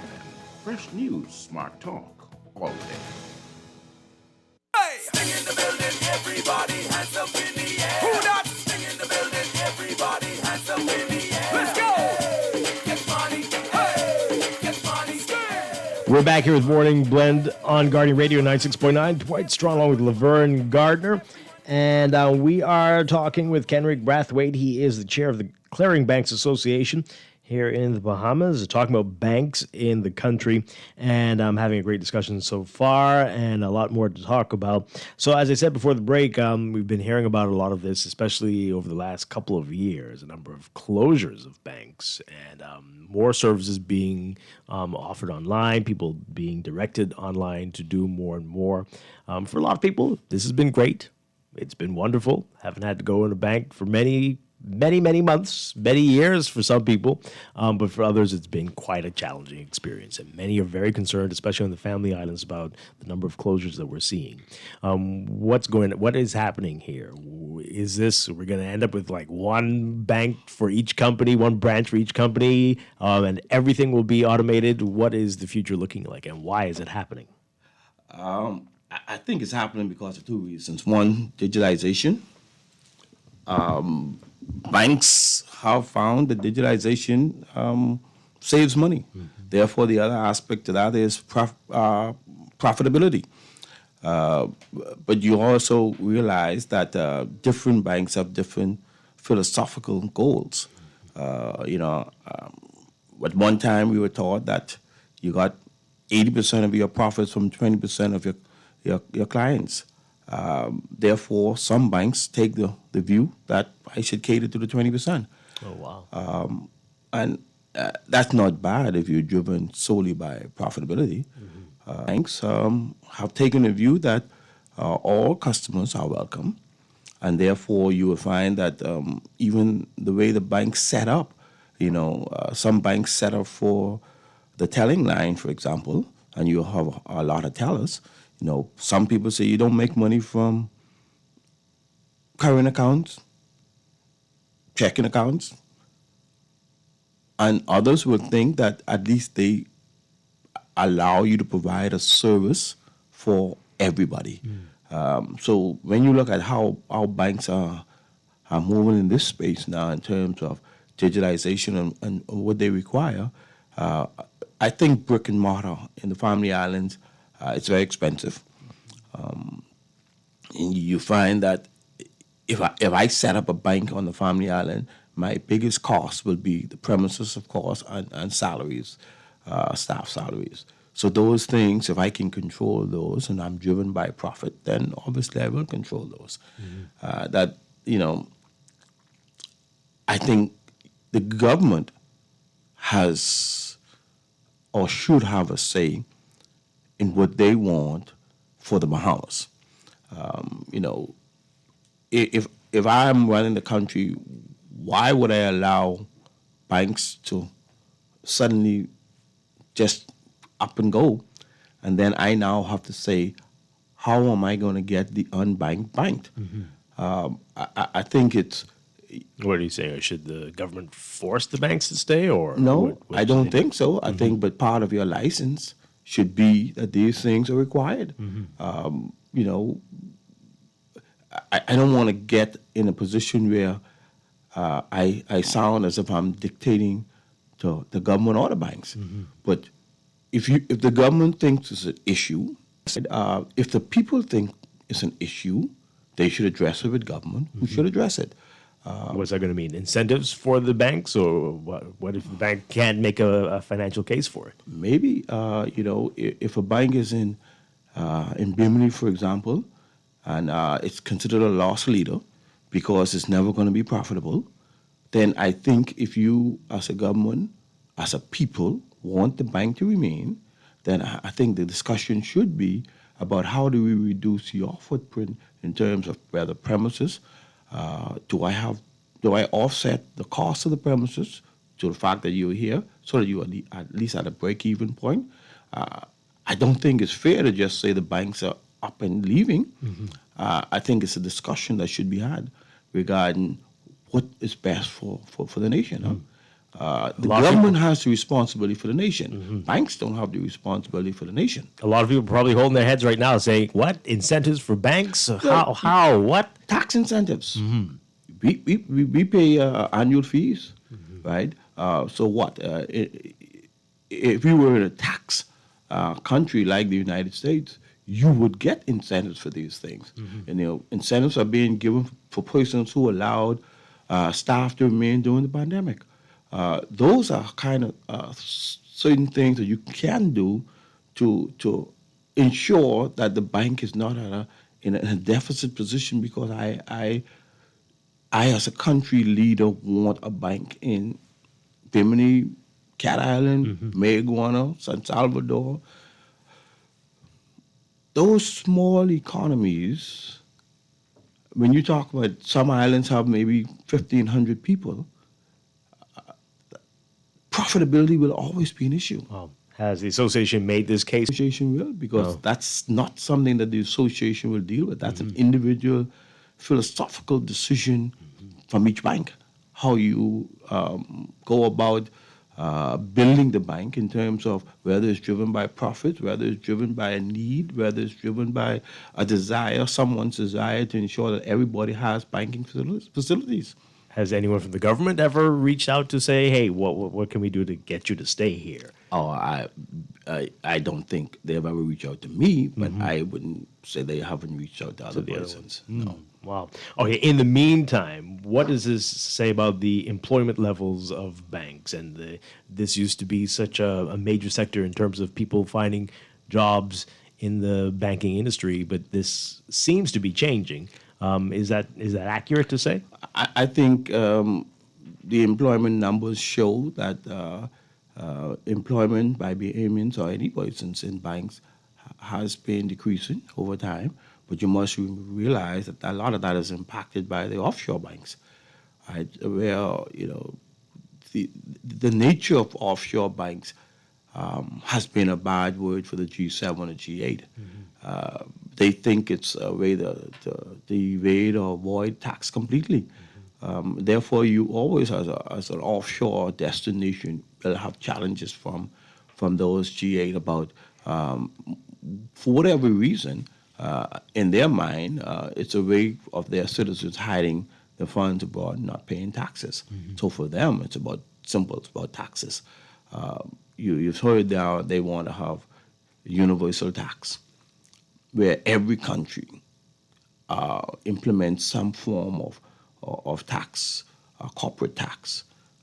That's to balance the playing, sure that their people don't think they can create a company offshore and avoid taxes. That's never going to stop, not unless they feel that the playing field is balanced. Taxes generate the majority of the revenue or the income for countries.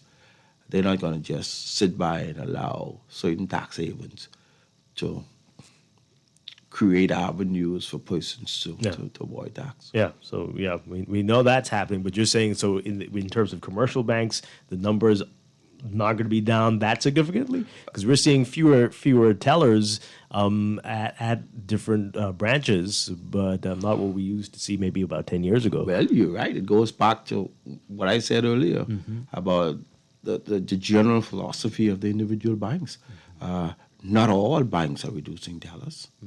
Not all banks are reducing their footprint. That's a decision by that corporate entity in terms of where they want to go for the future. Yeah. We're going to get to the big issue, fees, in a moment. But this past year, we've seen it. People, the way we do banking has changed for those who do go into branches. The lines outside and just the hours have changed. I know Saturday banking was big for many companies, but that seems to be gone now. Will we ever see this change after the pandemic? Is it going to go back to the way it was before? Is this the way it's going to be from now on? It will never go back to the way it was goodness. Before. The pandemic has taught us a lot of lessons, but the pandemic has given us a lot of insight into how things can be more efficient in terms of the banking industry. In the banking, if you look at simply at profitability, dollars and cents, in most cases, those salary banking, most of the transactions that were done within the banks that were open could have been done at ATMs. Huh? Right. That in itself says that there's a rationale. Is that how it is almost every day? Most of the transactions could have been done at the ATM on a regular day? The ATMs now are becoming smarter, so that you're going to find that, more transactions can be deposits, withdrawals, up to certain amounts can be done at the ATMs. And understand now, the majority of your customers that come there because they have a bank account is really to withdraw, because the money now is being funded through an automatic system. So they only need for a bank, and most of our customers only need for a bank is either to pay loans, to apply for a loan, or to withdraw cash. Wow. Laverne, fees.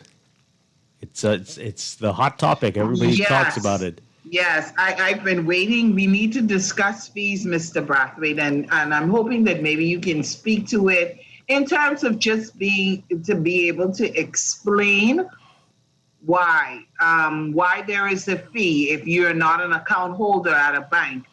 If there is a check that someone has given you, they are an account holder, but in order to get that check cashed, there's a fee for that. Why do some banks decide that if you're not an account holder, then they aren't going to process anything for you? You can't even make a deposit on else's account. Laverne, I think that goes back. To any of that. I think that goes back to the fact that cashing checks in itself is a very expensive venture for banks to hold a lot of cash. So you find in most cases the fee is a deterrent to having persons cash checks. Long lines for cashing checks is not very profitable, to be honest with you. So you have two things going on here. Banks are offsetting that cost and spreading it around, and they're also creating a deterrent to persons who are writing those checks. I think banks, for the most part, even the central bank now, is about reducing checks, the amount of checks that are written on a daily basis, because there are inherent risks with checks. Those fees are about saying, guys, if there's an alternative, let me put it this way.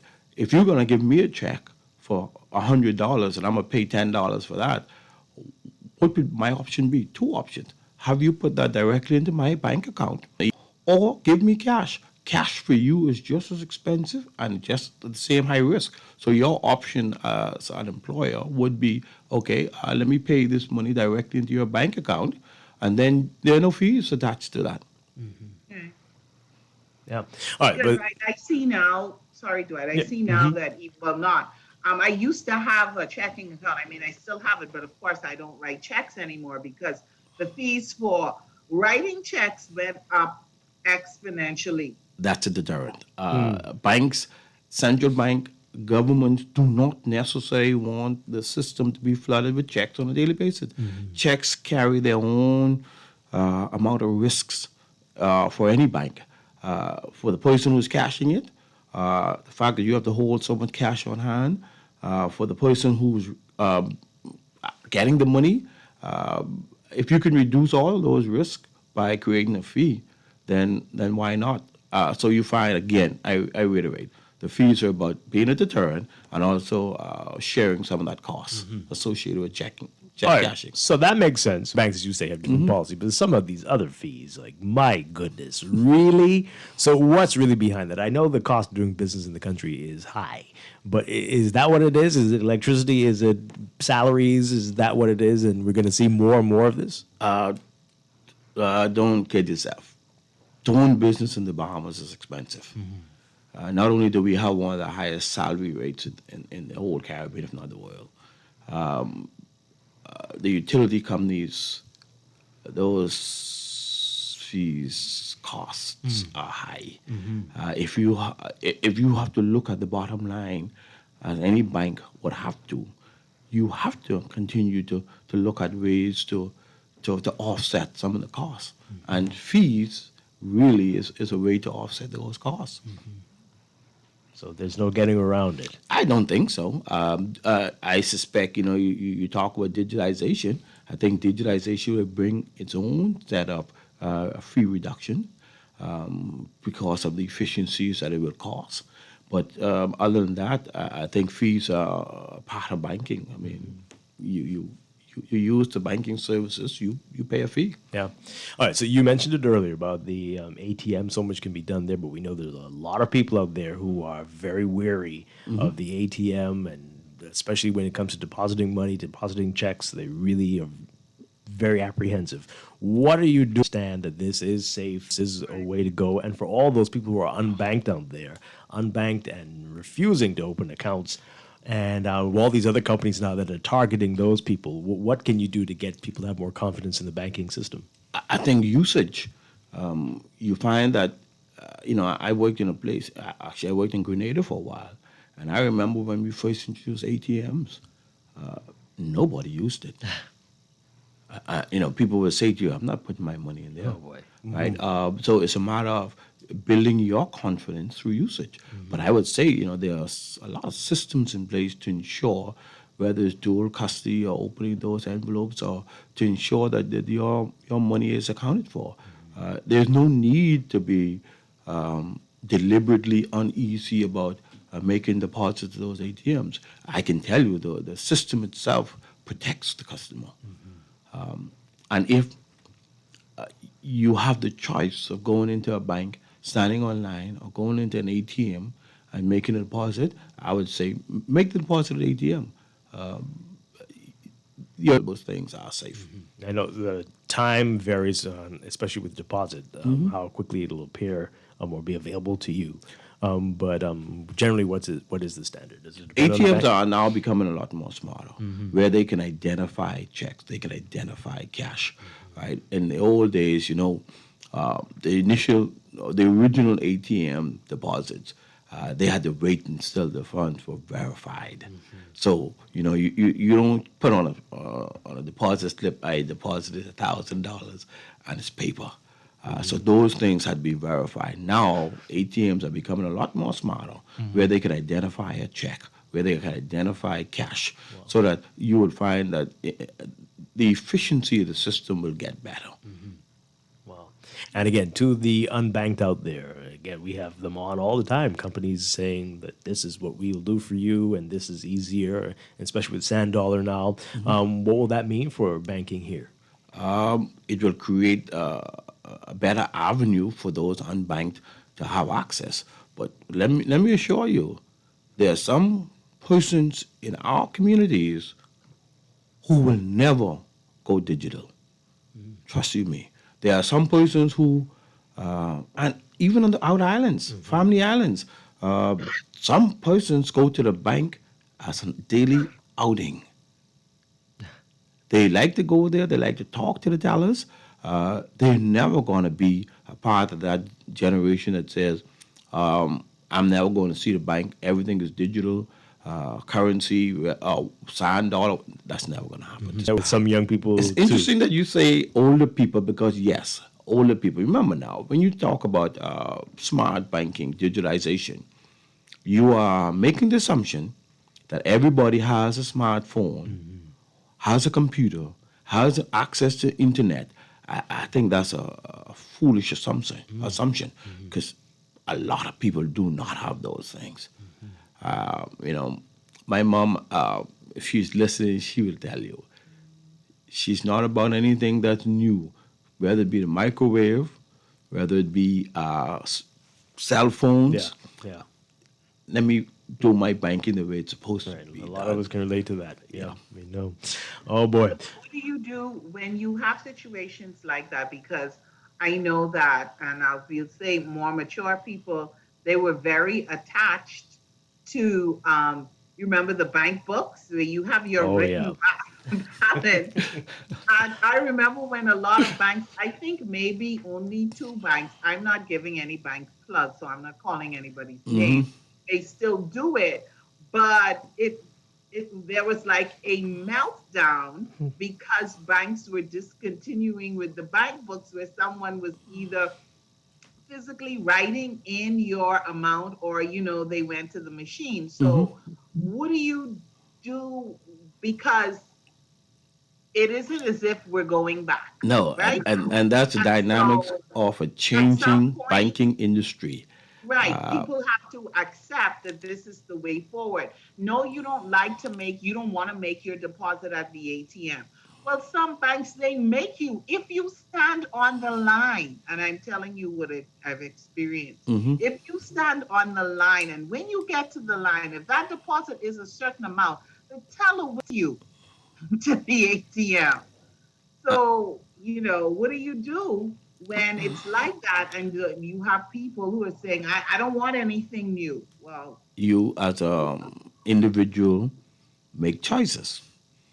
Not all banks are doing the same things as you would have indicated.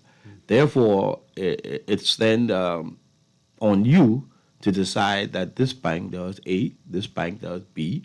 I'm a bank with a bank that does B because that's what I'm comfortable with. Again, it goes back to philosophical differences between banks. And I think individuals, if you're one individual who will never get a computer, never get a phone, then you know which bank you're going to bank with. Because I think you're going to find for the most part, most banks are going to be moving towards that age. If you're not comfortable with it, then you may just have to make a tough decision. Yeah. Or they could take a course, take a class. That one of their grandchildren show them how to do. Mind you, you use age. There are some young people, old people who right are more into very that savvy than the younger people. Yep, you are very right, and they're more comfortable with it. Yeah, and they've accepted it. And there are some people who fairly young, who haven't accepted it. Yep. Very true. All right, let's take a break. When we come back, a lot more to talk about, including credit cards and the companies that are still not accepting credit cards here and what we need to do about that. And cannabis. Yeah. Can you believe that? We have to talk to Mr. Brathwaite about that. He brought this up, and this is going to be a fascinating discussion. You don't want to miss that. We're going to spill that over into Morning Blend Business as well.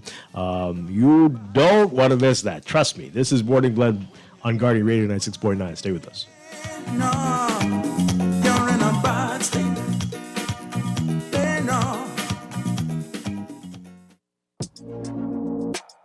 Postpaid with the Live just got better. Say hello to more with our new Liberty Prime plan. 800 text and talk minutes and 15 gigabytes of data to do the things you love right here at home and even when you travel. With the all-new Liberty Prime, Liberty More, Liberty Premium, and Liberty Elite, you're good at home and good to roam. Roam again. Alive. Believe in best. Believe in best.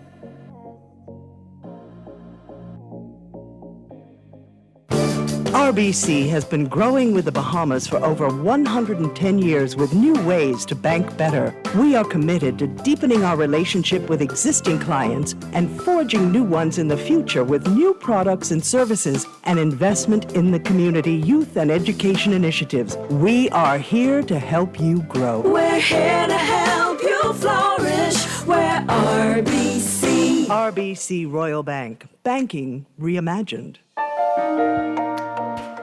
Screws and Fasteners World, Balfour Avenue and Palm Beach Street, has those hard-to-find fasteners for you right now. You can find stainless steel regular hex, carriage bolts, galvanized bolts, threaded rods, nails, self-tap screws, sex bolts, anchor bolts, turnbuckles, masonry tools, hand tools, and weed whacker strings. Check out the rope selection and carved body fasteners, too. Special orders are welcome. It's your #1 fastener store. Screws and Fasteners World, Balfour Avenue and Palm Beach Streets. Call 326-1976. Are you ready for effortless hurricane protection? Then you need to get to know LA Impact Windows and Doors. Forget the plywood and get the lowest and affordable prices on hurricane windows and doors for all your residential and commercial projects. You can feel safe and secure with LA Impact Windows and Doors. Located in Center, East Street South, LA Impact Windows and Doors, impacting your views. Call 322-3667 or 829-7822. This is Guardian Radio 96.9 FM, Nassau, Bahamas.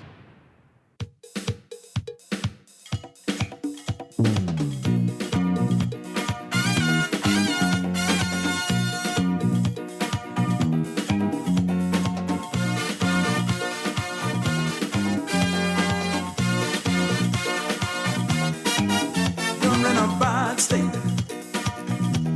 When you ain't got no money, no, you're in a bad state. I don't think that's funny, no.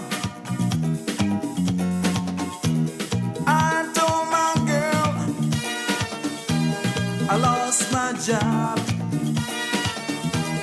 She said, baby, you got to think it out, 'cause you're in a bad state. You ain't got no money, no, you're in a bad state. I don't think that's funny, no. Woo!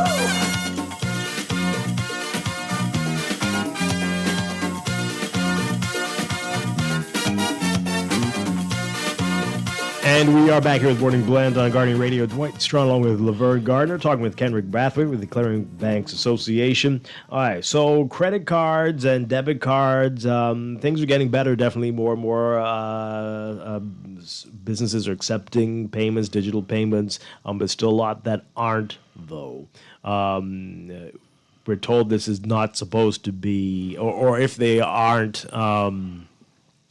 if they are still demanding that you pay, there's a limit that you have to pay. You have to spend at least $20 or $10 still.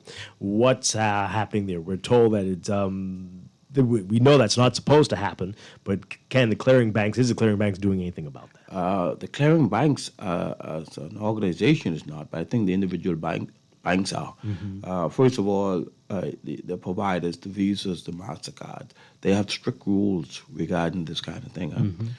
In their mind, and even central banks, based on their dialogue, you find that there's supposed to be no difference between using the cash or paying in credit card. Yeah. Because that is the direction that we want to go in. Elimination of cash or reduction of cash in the economy provides a lot of safeguards for us. Yeah. We want, businesses want, central bank want, banks want customers to use these cards because obviously, for obvious reasons, it's just a better thing. Now, businesses that discriminate in some way, whether it be by dollar value or what you can buy, or even in the past they used to have different prices if you paid by cash. Right, exactly. Those things are not allowed under the regulations. And if we hear of that happening, what are we to do? You should report them to whichever bank that they're dealing with, because we've had some customers that we've had to say, you need to take that sign down. You cannot say if you use credit card, it's this price. If you use cash, no, that's not allowed. We want to build an economy where a credit card is, or any cards, will be interchangeable with cash. It should be a choice, not based on cost or anything else. It should be a choice because you want to use cash or you want to use credit. And can you ask why I can't attach my company credit card to my personal online banking account, as I would like to make online payments? Also, my company is closed down.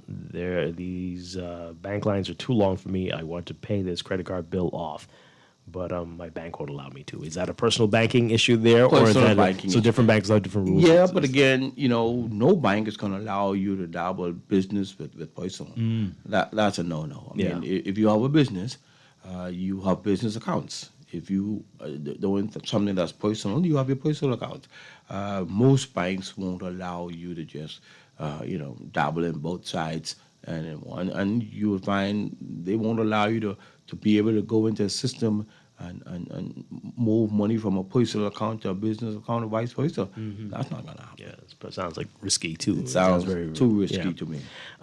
So about the companies, the big companies, and we can understand mom and pop's not taking credit cards, maybe, but the bigger companies that are still not taking credit cards, what can be done to get them to get into the 21st century? And they'll always say it's the bank fees are too high. That's the excuse they give. Well, to use a credit card, I agree that the discount rate that's attached to that for all merchant accounts. So you're going to pay a fee. That fee can be maybe 2.5%, 3%, 4% of your sales. But I say to those businesses, with the usage of credit card, do you think your sales will increase by 2, 3, 4, 5, 6%? Do you think your client base will increase? Do you think the cost for security, cash vaults, and all that stuff will decrease? I mean, you have to weigh them as a company, and some companies just make it, but you're not understanding that if you got all your sales by credit card, your risk exponentially diminishes in terms of your ongoing business entity. The safeguarding of that alone, the reduction in risk alone should be worth something to any business.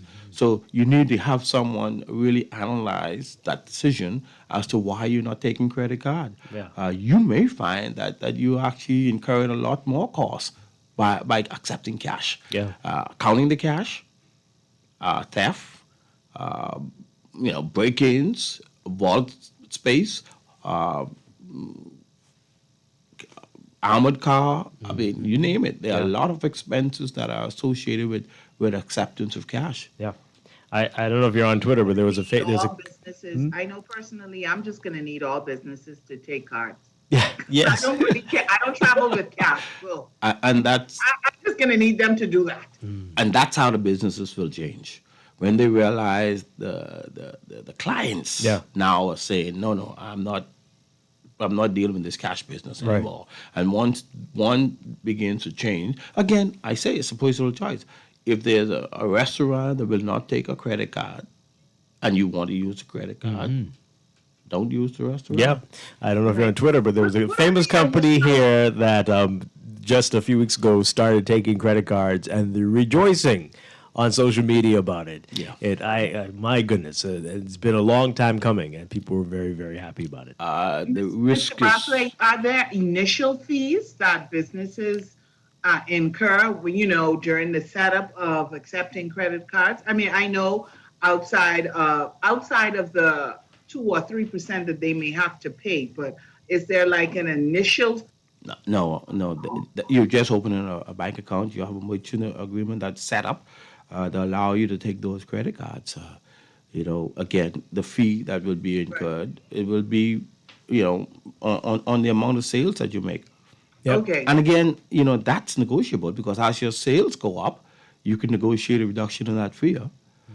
So you win by encouraging your customers to use credit cards. And we're seeing more and more people with the mobile transaction points there. But can you tell us, do you have any stats on how many, how fast that's taking off here? Or no, I think it's slow crawl, but that's going to be the way. I mean, one of the deterrent when we've had challenges with the usage of credit cards is because cards disappeared out of your site. Then you had issues going on. But, the uses of those handheld things now allows the waiter, the waitress, the individual serving you to keep your card in sight so that they're not disappearing in the back room to swipe your card. And for you at home who didn't have a chance to go to the ATM when the delivery guy comes, you absolutely right there, right in front of your house. All right, we're going to take a break. We're going to pick this up on the other side with Morning Blend Business. Mr. Bradford's going to stick around for a little bit longer. And we have a lot to talk about. As I said, cannabis. He has something that you need to think about. And a couple other issues we're going to get to for a few more minutes. This is Morning Blend. Stay with us.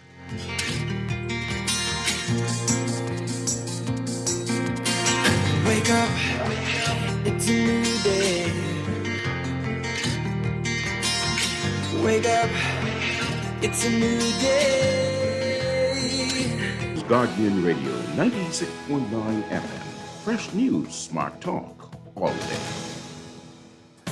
The views and opinions of the hosts and guests are their own and do not necessarily reflect the position of the management and staff of Guardian Network. Wake up, it's a new day. Wake up, it's a new day.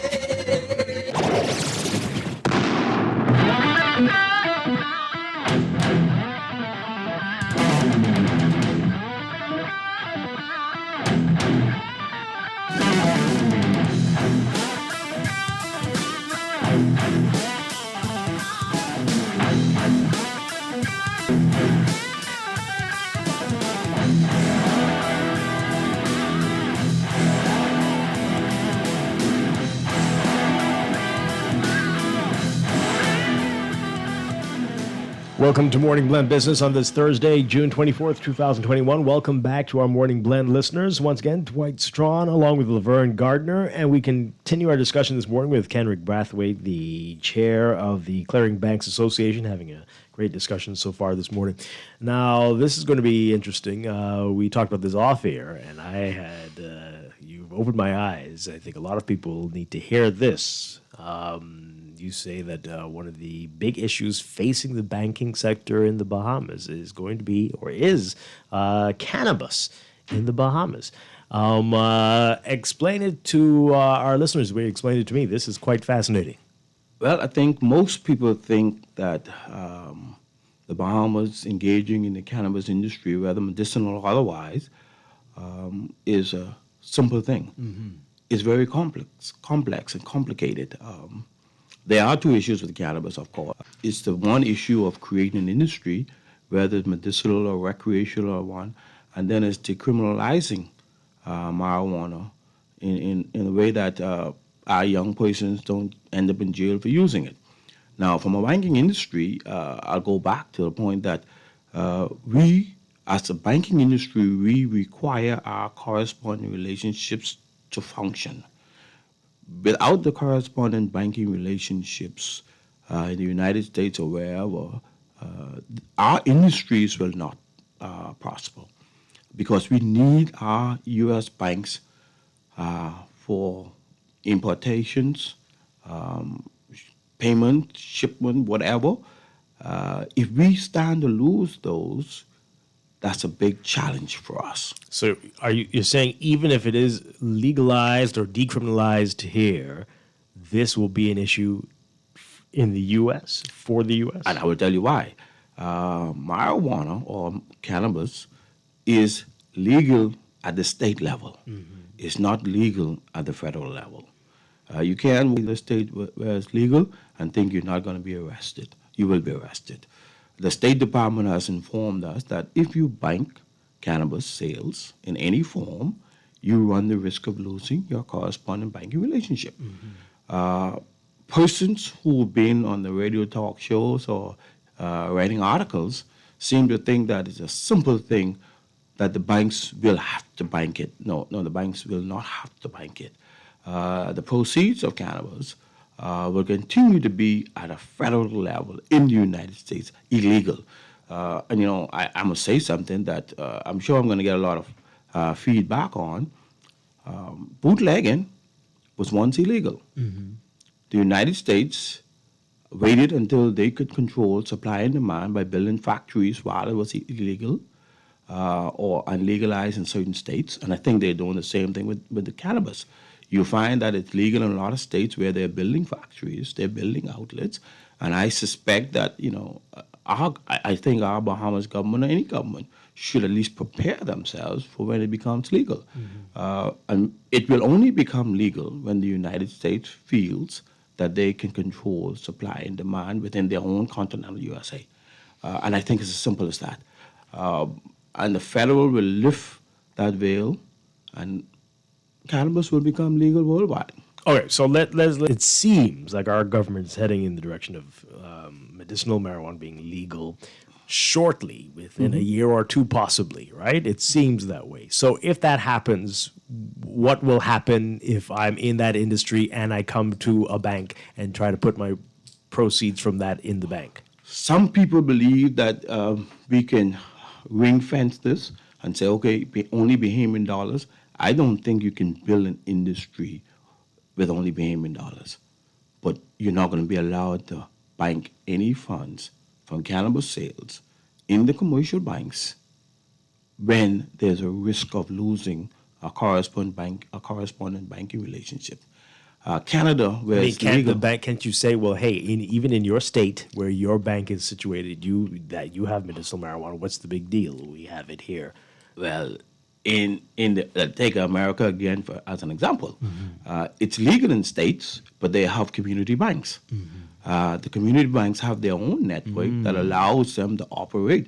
We don't have any such thing over here. All of our banks operate externally. I was speaking with someone recently who thinks that they can use a credit union as similar to the community banks. Not going to happen. Why not? Credit unions bank with the commercial banks. So it's still not going to be, they don't operate on their own.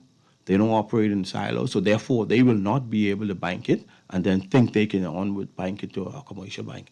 Because if you want to create an industry, you're not going to create an industry with any economic value, just dealing in Bahamian dollars.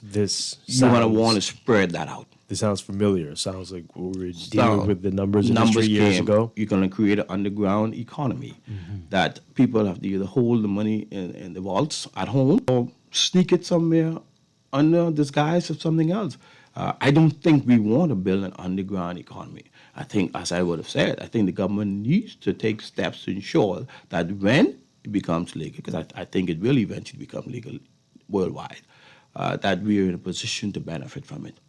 So what do you suggest happens in the meantime? I think you just tread very carefully in terms of what you want to do, understanding that there's a high possibility of creating additional risk through this industry, because as long as it's a federal crime, I mean, take Canada, for example.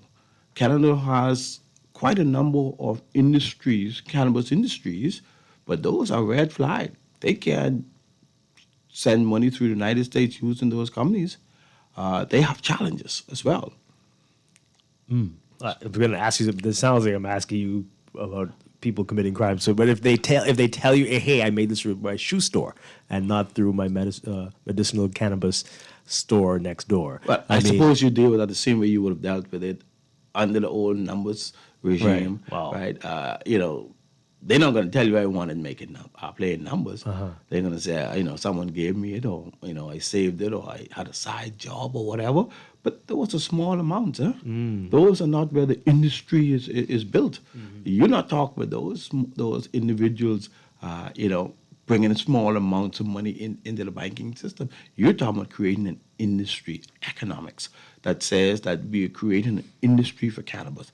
That's a very different animal. You can't disguise that, because the businesses must be licensed, must be known, and the names are going to be kind of like household names. And there's nothing the government can do or negotiate.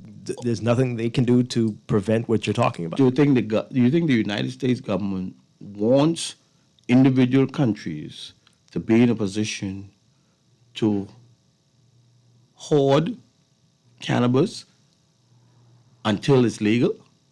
If they allow the Bahamas, Jamaica, or any country to say, okay, we're not going to allow your corresponding relationships to fall away because you've legalized it, that's going to create bigger problems in terms of, so why as a country I wouldn't just build my factories that will compete eventually with those factories in the United States. It's a very complicated issue that a lot of people are not understanding. We can't build any economy, any industry without the banking industry. You must be sure that you have the banking industry on board and able to bank the proceeds before you take the next step to say, let's legalize this to create that industry. Huh? All right, what would you say to people who are like listening, saying, "Oh, you're just being extremist now. You're trying to. This is a great opportunity for us, and this is just typical of the banks trying to keep the small man down." I don't know. What would you say? That's fine. I just say to them, go online and look at the State Department's view on any kind of cannabis industry. Go and find out what the United States Department says regarding cannabis today. The corresponding banks, those major banks, federal banks, will not allow you to bank cannabis proceeds. Laverne, I heard you. Wait, is the government not aware of this? Yes, they are. Really, part of the reason why they just haven't jumped feet first into this, because they understand there are other things that they have to consider. A lot of persons out there are writing articles and appearing on talk show, making it appear that the government is dragging their feet. This is a lot more complicated than just saying let's create this cannabis industry. Wow. So what happens next? I mean, what are you all saying? Are you in talks with anybody? We have been in talks with the State Department. We've attended conferences with them where they made their case very clear. We've mentioned that obviously the central bank knows about it, government knows about it, and I think it's almost a wait and see game. I believe, I reiterate, I believe cannabis will become legal worldwide, but we're not going to be able to. I mean, let those persons go and visit Jamaica. Ask them how is Jamaica doing where cannabis is legal in terms of their international banking relationships. There's no economy that can survive without having a correspondent bank to be able to transact business with the United States. It just doesn't happen. We've got a text here. Somebody's asking, what about cryptocurrency or blockchain? Could that assist with this? Would that be something that could be done to avoid the challenges you're talking about? Any funding, any money, any deposit, any type of currency that you deposit from the proceeds of cannabis has the same impact. You can then say, okay, I won't accept cash. I'll only accept sand dollar, for example, and think that that's going to be okay. That's not going to be an avenue that the State Department and the United States controls the Fed banks, and they will get you. Yeah. You're not going to find a way to ring fence it, get around it, circumvent their decisions, their policies.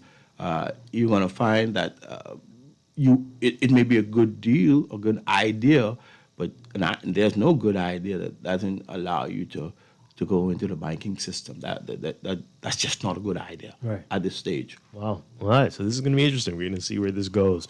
Okay. I know we only have it for a few minutes more. Want to ask you about this, though. We're getting closer to the credit bureau being a reality.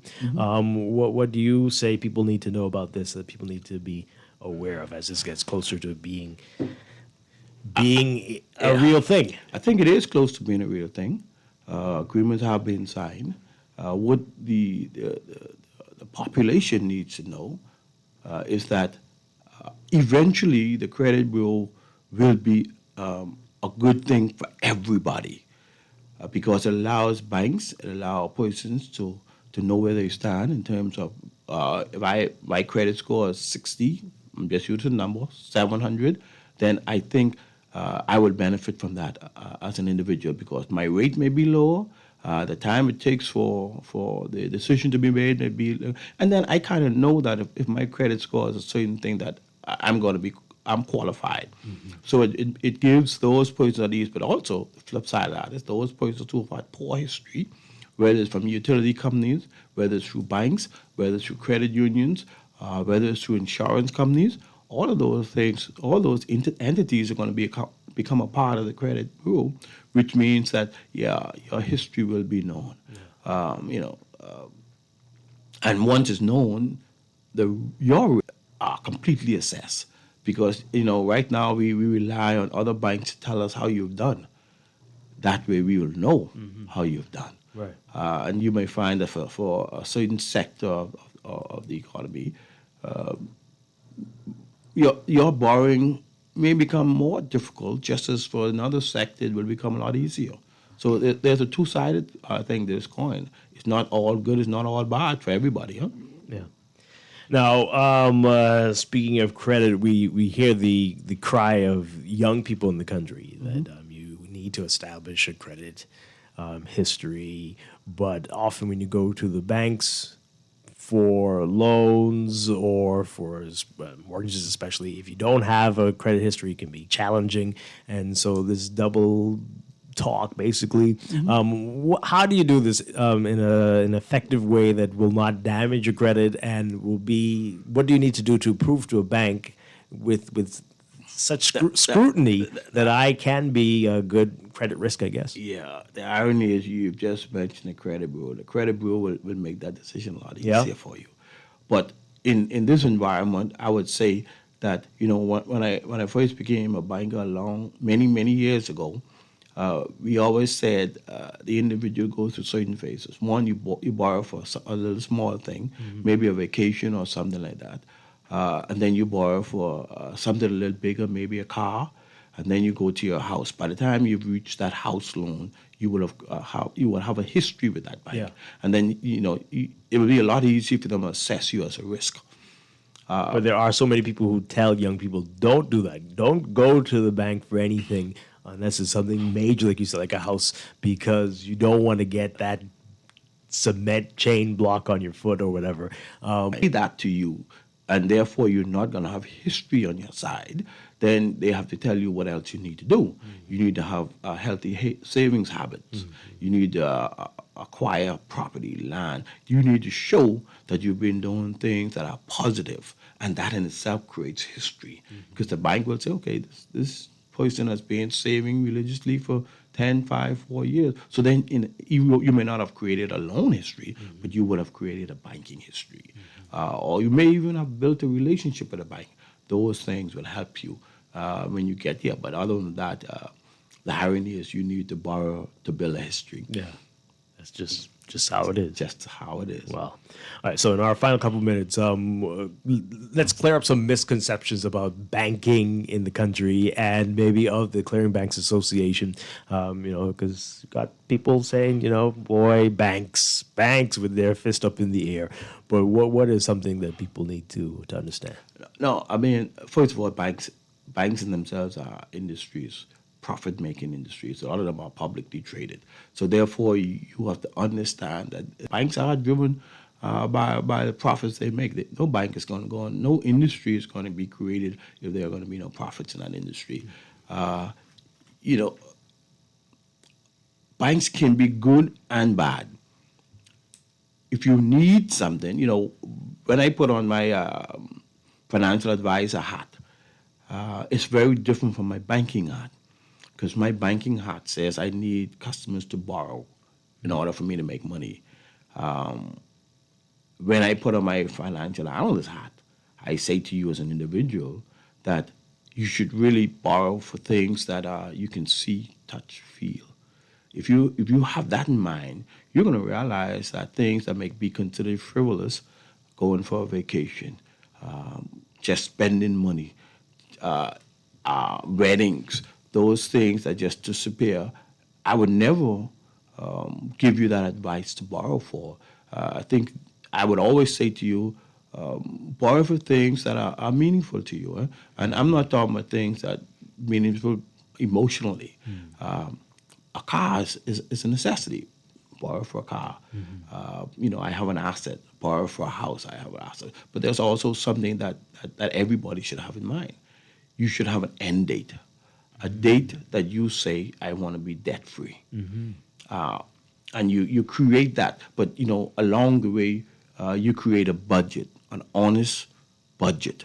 Sometimes we know on a Friday we're going to go and have a couple of drinks. It's going to cost us $200.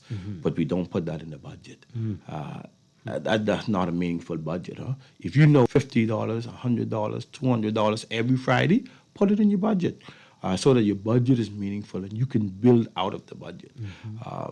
Another thing that I think young people should do is you should have a desire to ensure that your net worth increases. If it's only 5%, 10% every year. Now, net worth can increase by savings, by land acquisition, share acquisition.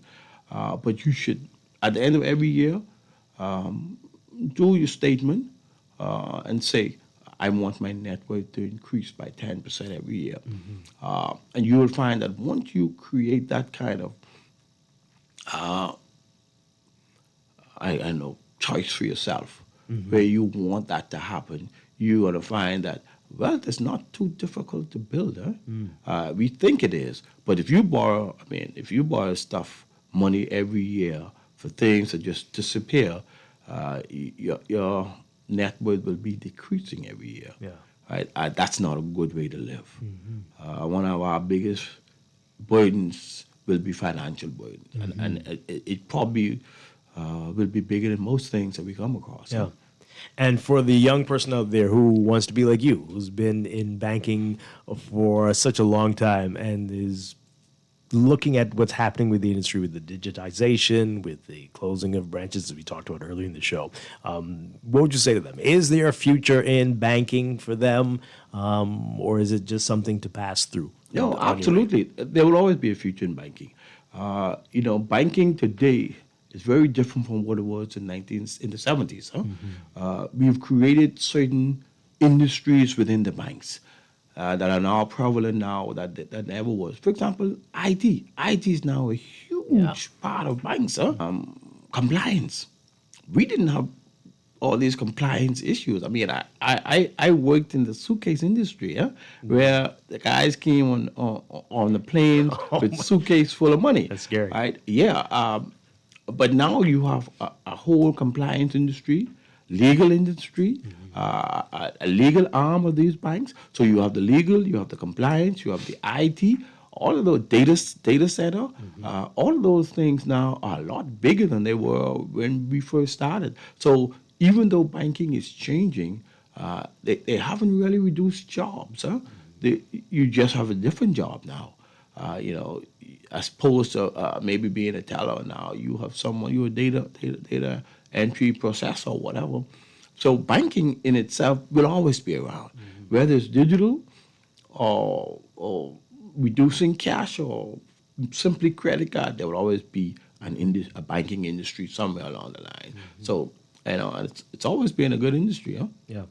It's not going to disappear. Okay. All right. Kenrick Brathwaite, thank you so much for being with us this morning. Thank you, Really appreciate it. Very glad to talk to you finally on the show. Thank you. Take care. That's an inside joke there. I know. All right. So thank you again. Appreciate it. All right. We're going to take a break and be back with more. This is Morning Blend Business on Guardian Radio 96.9. Stay with us.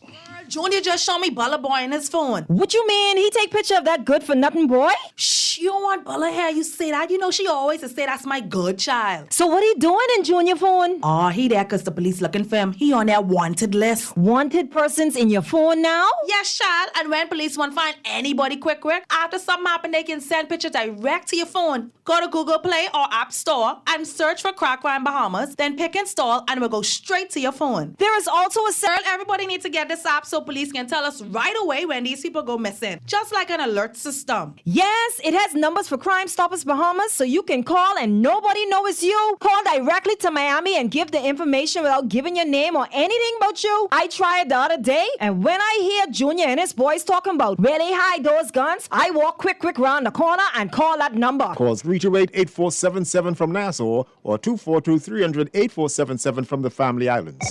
Hello, sir. Your credit card bill is due. Hello, sir. It's time for your monthly loan payment. Tired of creditors pounding at your door? Sign up for a debt consolidation loan from Fidelity Bank and consolidate your debt into one low monthly payment. What's more, you will also earn interest on a built-in savings account. The pandemic has curbed many freedoms, but at Fidelity, our focus is to help regain your financial freedom. Visit a branch or speak to a Fidelity Bank at 356-7764. COVID safety measures in place at all branches. Fidelity, we're good for you. This is Guardian Radio, your station for up-to-the-minute news, intelligent, interactive, and engaging conversation. 96.9 FM.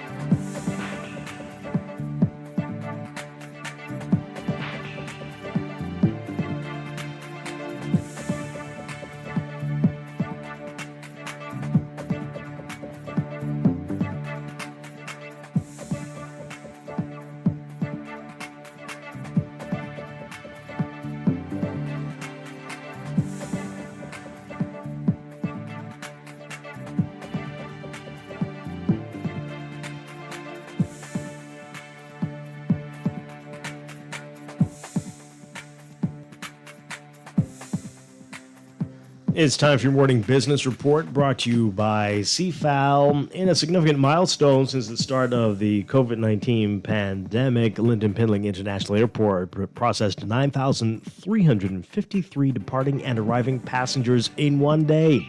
That's according to Nassau Airport Development Company Vice President and of Marketing and Commercial Development, Jan Knowles. Although that's below 2019's historic numbers, Knowles says that this past weekend's crowd is a step in the right direction, given that just last year LPIA was a ghost town. To put in perspective, in early April, LPIA's U.S. and international arrivals data sheet estimated approximately 2,200 arrivals on a busy day. In all of January 2021, there were just over 12,000 foreign visitor arrivals by air. The airport was particularly busy because of the new home porting cruises sailing from Nassau's cruise port, combined with increasing stopover visitor arrivals. This led to long lines as hundreds of travelers queued at check-in counters over the weekend. Nonetheless, Knowles says that the processing of both the home porting and land-based passengers went well last weekend, with the exception of one airport partner experiencing challenges. Knowles says that partner has assured NAB that it is correcting those challenges for this weekend's operations. Sandals Royal Bahamian Resort will not open in November, as previously stated by Sandals Resorts International Executive Chairman Adam Stewart. Instead, it will open on January 27th after extensive renovations were impacted by global supply chain problems and caused a delay. Sandals released a statement this week revealing the delay, with Stewart explaining that the resort could partially open before January. And the Bahamas needs to spend about $30 million to close when compared to the digital penetration in Organization for Economic Cooperation and Development countries. That's according to a new Inter-American Development Bank report. That report revealing that kind of investment in mobile and fixed infrastructure could create almost 10,000 new jobs. According to the report, delays in improving connectivity and digitalization in Latin American and Caribbean countries have dramatically exacerbated the economic and social impact of COVID-19.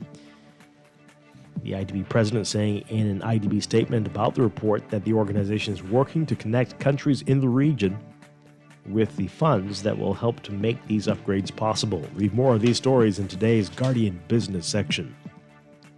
Overseas, orders to U.S. factories for big-ticket manufactured goods rose for the 12th time in the last 13 months in May, pulled up by surging demand for civilian aircraft. The Commerce Department saying today that orders for durable goods meant to last at least 3 years climbed 2.3% in May, reversing a 0.8% drop in April, and coming despite a backlogged supply chain and a shortage of workers.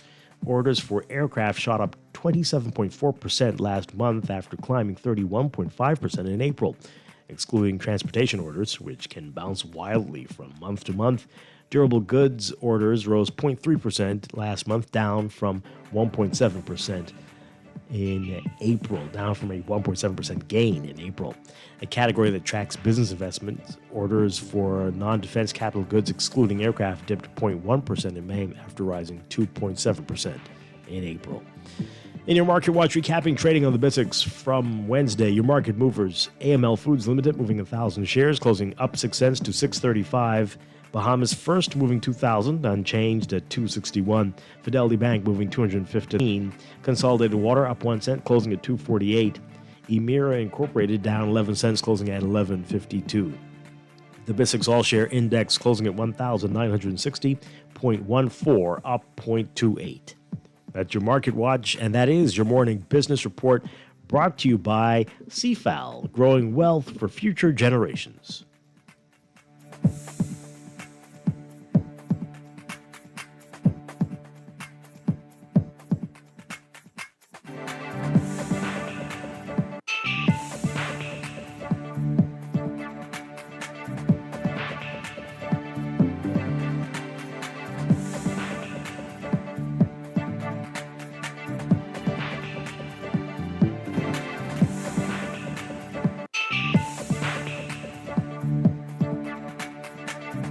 Beulah, gal, can you believe this? We are now the patrol queens of the neighborhood. We now large and in charge. So we need to check out what's going on in everybody's yard. What about that gun that we know that Junior and his homeboys just ran out? Can we report that too? Of course we can. But we could be in deep trouble if they find out. We need to report what we see, Beulah. When you call Crime Stoppers, they just answer your call in Miami. So then we can report everything? Guns? Where they hiding the drugs? Who shoot who part of which gang? Or who disturbing the peace with the loud music and the motorcycles? Then our neighborhood will be the best in the Bahamas. And everybody gonna want to come live here. And then our house price will go up, gal. So what we waiting on? What's the number? If you see something, say something. Let us all pitch in and stop the crime before it's your time. Call 328-8477 from Nassau or 242-300-8477 from the Family Islands. Or text us through the Crack Crime Bahamas app. Stop the crime before it's your time. This is Guardian Radio 96.9 FM. Fresh News, Smart Talk.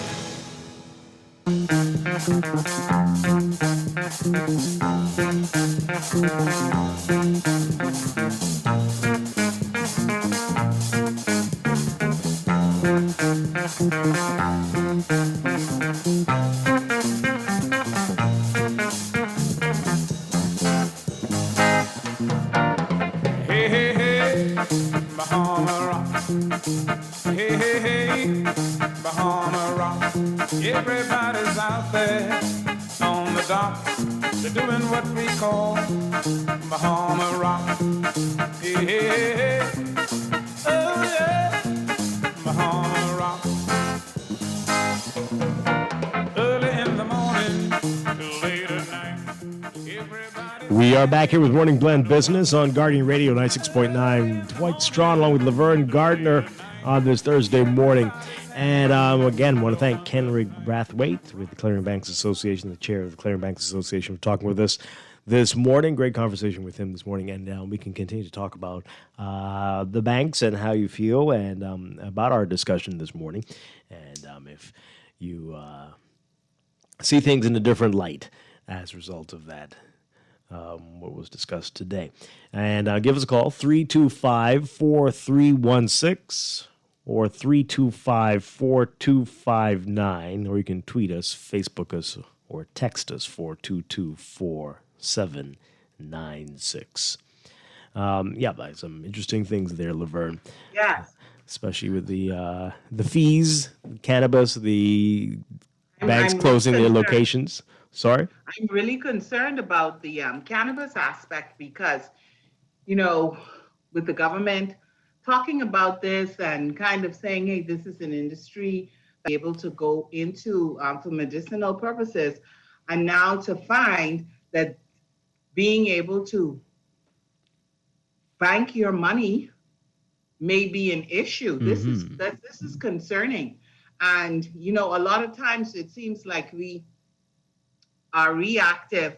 I think if the government has this information, my hope is that they are working to minimize whatever fallout, you know, for business owners, because you don't want them to become frustrated. Like, you know, what are you going to do? Nobody's going to have to keep their money in a deposit under their mattress. You know what I mean? Mm-hmm. So you want to be a part of a viable industry, and a part of doing business is being able to have banking services. Mm-hmm. Yeah. Well, I know I see some messages coming from people. They're thinking that that might be the extremist view on it, on what he was saying there. But I'm sure. Well, we will see. I don't know. I question. He is privy to information. I don't know. You know. Yeah. That we, the regular public, may not be. Yep. So I don't think we should. I don't think that we should just discount it. Yes, absolutely. And also, I think that's important on the public and the government. People need to stay to where you see banks closing. If you feel there really is a need, we need to figure out, are we going to do what he's suggesting? Perhaps these banks need to be incentivized to keep these branches open.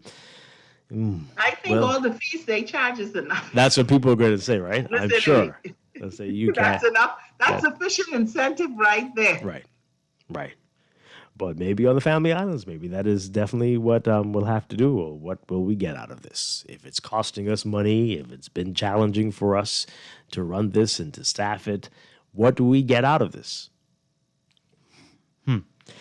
Oh, boy. All right, let's hear what you have to say. Again, call in 325-4316, 325-4259. Let's take this call. Good morning, caller. Your Morning Blend Business. Dwight, and good morning, Miss Gardner. Hi, good morning. Good morning, Good morning. Charlotte Johnson. Yes. One of the reasons why we are so ad hoc, the reason why we are so disjointed concerning with banking and everything is because we are so ad hoc with everything. Let's just an example. I hear people for years, and I've been an advocate of not just but eventually a moneyless society. But when we start talking about, I hear people say, "Oh, banks are not in the outer islands. Banks are not in the outer islands." When I would hope by now we saw the simplicity of using digital wallets on an entire island. There are such small economies of scale that the entire island could go practically digital in a matter of weeks, where there is no need for ATMs or tellers or anything of that sort. It's just a matter of education, which brings us home to this whole concept that we somehow seem to ignore the global aspect of the new world reality that's being developed, that threatens the very existence of banking as we know it. And this is when people, we say we are into financial services and banking, but fintech and regulatory tech and just fintech and reg tech and super tech, which is financial technology, regulation technology, and supervisory technology, is challenging the very existence of banks to the point that central banks now are looking at ways to actually become competitive in the world of cryptocurrency, tokenization, and other variations of these so-called coins that comes under the concept of digital currency. Now, digital currency is not cryptocurrency or tokenization and everything. Digital currency is what the central bank has done, where it's taken an actual currency and make it digital. Yeah, but what do you do when you've got people who are legitimately afraid? They are very worried. They've heard horror stories. Because they have horror stories of actually using the same methodologies that we used to do. This is in the last 5 years. Even go back to 2009, we never ever thought, for those of us who was early adopters of the blockchain and Bitcoin, we never knew that it would accelerate well into the future. But look where it is now. It's a multi-billion moving into $1 trillion type environment just with one coin. And when you look at the multiples of coin, this is why you see places like the United States and China and everything become threatened, because even the DARE bill we just passed, if properly executed, we can use that to replace our financial services with the exchange of digital currency and cryptocurrency and tokens and the rest of them. But what happens is we good at copying stuff. We good at taking the top layer, of soil, which is the Google aspect of it, and not understanding what we are using to build into the future. This is why I go back to why China and the U.S. central banks are now looking on how to resolve it. Remember when they said, it was going to be nothing, it's going to go away. Now you have central banks and other things studying exactly what it is. You have countries like the United States and other places where their inland revenue or internal revenue services are now looking on how to tax this and adopt it and track it and mandatory reporting. And so we just can't just say, we are the little guys. They're going to come and spank us because we're doing something, are building into the future. And I've heard people use the expression that we are a speedboat. We are more agile to turn quicker than they can. So what we have to do is we have to look at how these things will evolve. How do we use these and build a table in the future so when they reach, they have to sit at our table, not doing it. And when you add data to that it changes the whole dynamics, because data itself is a currency that is now bigger than most world currency. You can just look at one currency company, one data company, and see it's worth trillions of dollars, the value of multiple countries in the world. And so we just have to have a conversation about the future and start responding as opposed to reacting to everything that happens and letting them tell us what to do, tell us how to behave, tell us how to think. Okay. We just need a real conversation. Thanks. Okay. Thank you very much, Alan. All right, we're going to take a break. And when we come back, just want a quick word on what we have been talking about here. Discrimination against those who are unvaccinated versus vaccinated. We're going to talk more about that after the break. This is Morning Web Business on Guardian Radio 96.9.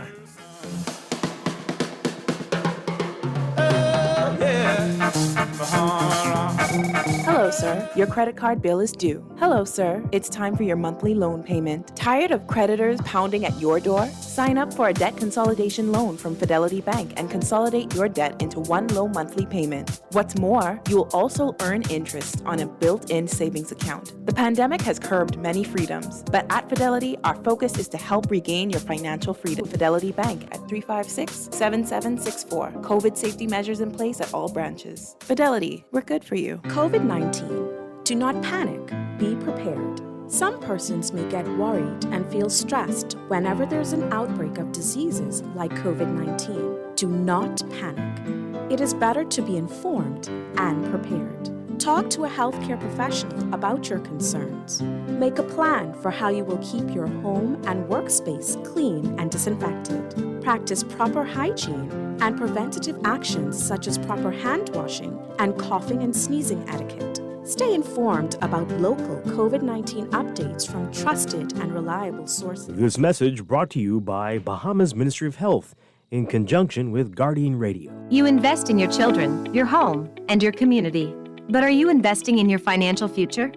At CFAL, we specialize in investment management, retirement planning, mutual funds, and private wealth management. Our team of experts never stops helping you plan for tomorrow. Because tomorrow begins today. Call us at 502-7010 to see what our financial advisors can do for you. CFAL, growing wealth for future generations.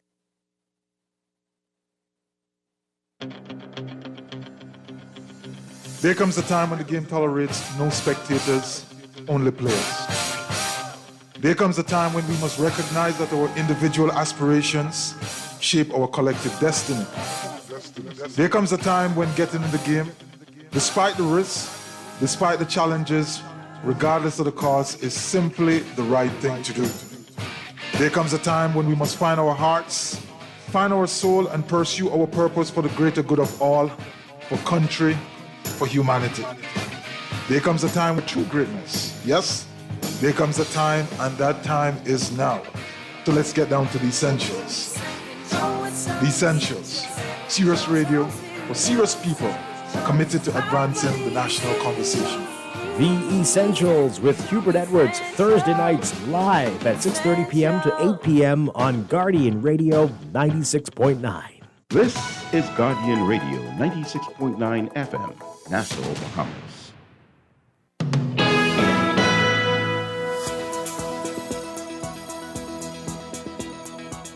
And we've got your final look at weather for this morning. We've got that weak surface trough meandering just north of the area, coupled with abundant tropical moisture that's going to generate pockets of unsettled weather across portions of mainly the northwest Bahamas. And that trough will generally shift westwards as that trough does that. Meanwhile, a high-pressure ridge will continue to dominate weather over the remainder of the islands as that lifts northwards through tonight. So for today, for the northwest Bahamas, variably cloudy, hot, and humid, with widely scattered showers and isolated thunderstorms, mainly over the extreme northwestern islands through tonight. Showers may be locally heavy and thunderstorms strong to severe at times. For the central southeast Bahamas, partly sunny, warm, and breezy, with quick passing showers and a slight chance of afternoon thunderstorms, becoming mostly fair and breezy with a few light showers tonight. Smallcraft caution in effect. Hot day in store today, again, 90 Fahrenheit, 32 Celsius for your highs. Overnight lows getting down about 75 Fahrenheit, 24 Celsius. In the extended outlook as we head into the weekend, we've got the ridge of high pressure is going to maintain moderate to locally fresh breezes, easterly breezes, and streaming showers across the islands as it moves further northwards throughout the weekend. So for tomorrow, Friday, variably cloudy, warm, and a bit breezy with isolated showers and the chance of thunderstorms. Pretty much the same for Saturday, variably cloudy, warm with showers and isolated thunderstorms. In the tropics, we're watching an area of low pressure a couple hundred miles east of Barbados. We've been telling you about that for a few days. It has a low chance of developing into something more over the next 5 days, about a 10% chance. Then we've got a strong tropical wave expected to emerge off the African coast today. The system has a 30% chance of tropical cyclone formation through the next 5 days. We'll keep an eye on that one for you. That's your morning blend weather check.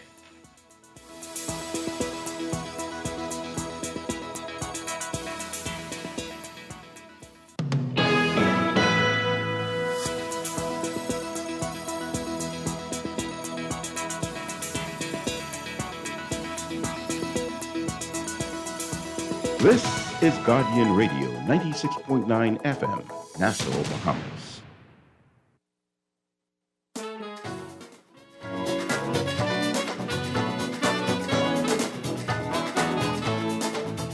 Well, I took my girl to a party. We both were feeling fine.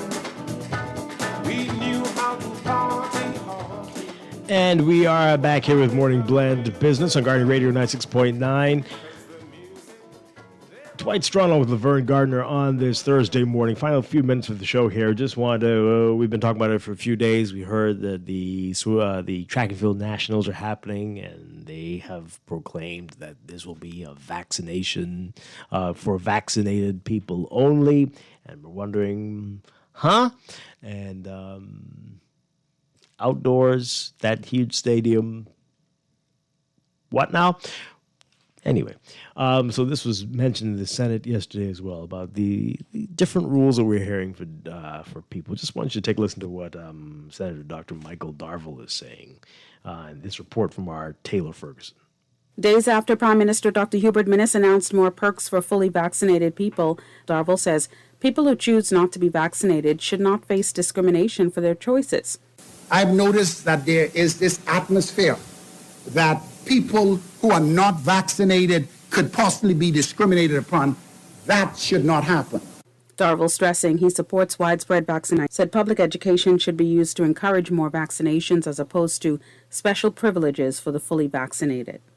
The Progressive Liberal Party supports the Ministry of Health vaccination program, and the leadership of our party have been advocating for massive public education programs and options. With less than 26,000 adults of our population fully vaccinated, we are short of the numbers required to reach herd immunity. All right, Taylor Ferguson with that report there.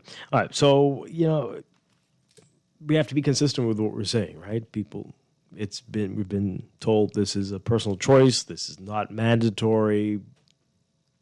And all this time before the vaccines, we've been telling people how to behave, socially distance, right? You've got to be 6 feet apart, sanitize often, wash your hands, wear masks, outdoors better than indoors, right? Remember all that? What's different now? Does it make sense to you, Laverne? I still need someone to explain to me. It does. It does make sense. And when I say that, it's not because I'm agreeing with it, but it's like I said before. It's intentional, right? I think that these permission is maybe somehow, or and I'm not going to say maybe, I believe it is the government's way of trying to encourage more people to become vaccinated by saying, oh, look, see, this is what can happen for you. This is what you get if you get vaccinated.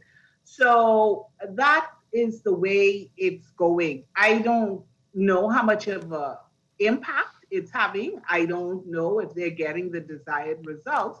But what I do know is it is creating a very contentious atmosphere.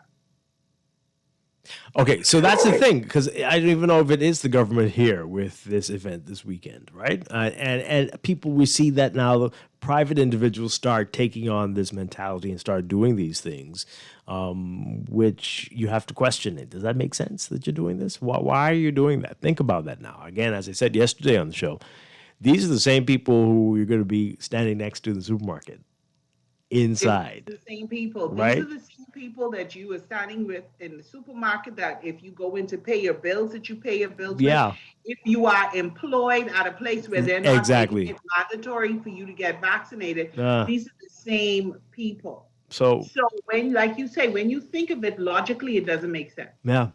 So we're hoping that calmer heads prevail before this event. It doesn't look like it will though. But this is what we're doing here, and it's going to get worse if people don't say enough about it. And it's very bizarre. But the vaccinated are sitting in the corner smuggling. Oh, well, I don't care. I'm going. I'm vaccinated, so I'm good. They're like, oh, well, that's what you get. Okay. Anyway, that is it for us today. Laverne, thank you so much. It's been an interesting show. Always a pleasure. And thank you so much for being on with us twice this week. Really appreciated that very much. And we'll talk with you next week. And I'll be back tomorrow morning with more Morning Blend and Morning Blend Business right here on Guardian Radio 96.9. Dwight Strachan, have a great day, everybody. On the Clock coming up next with Aaron Green.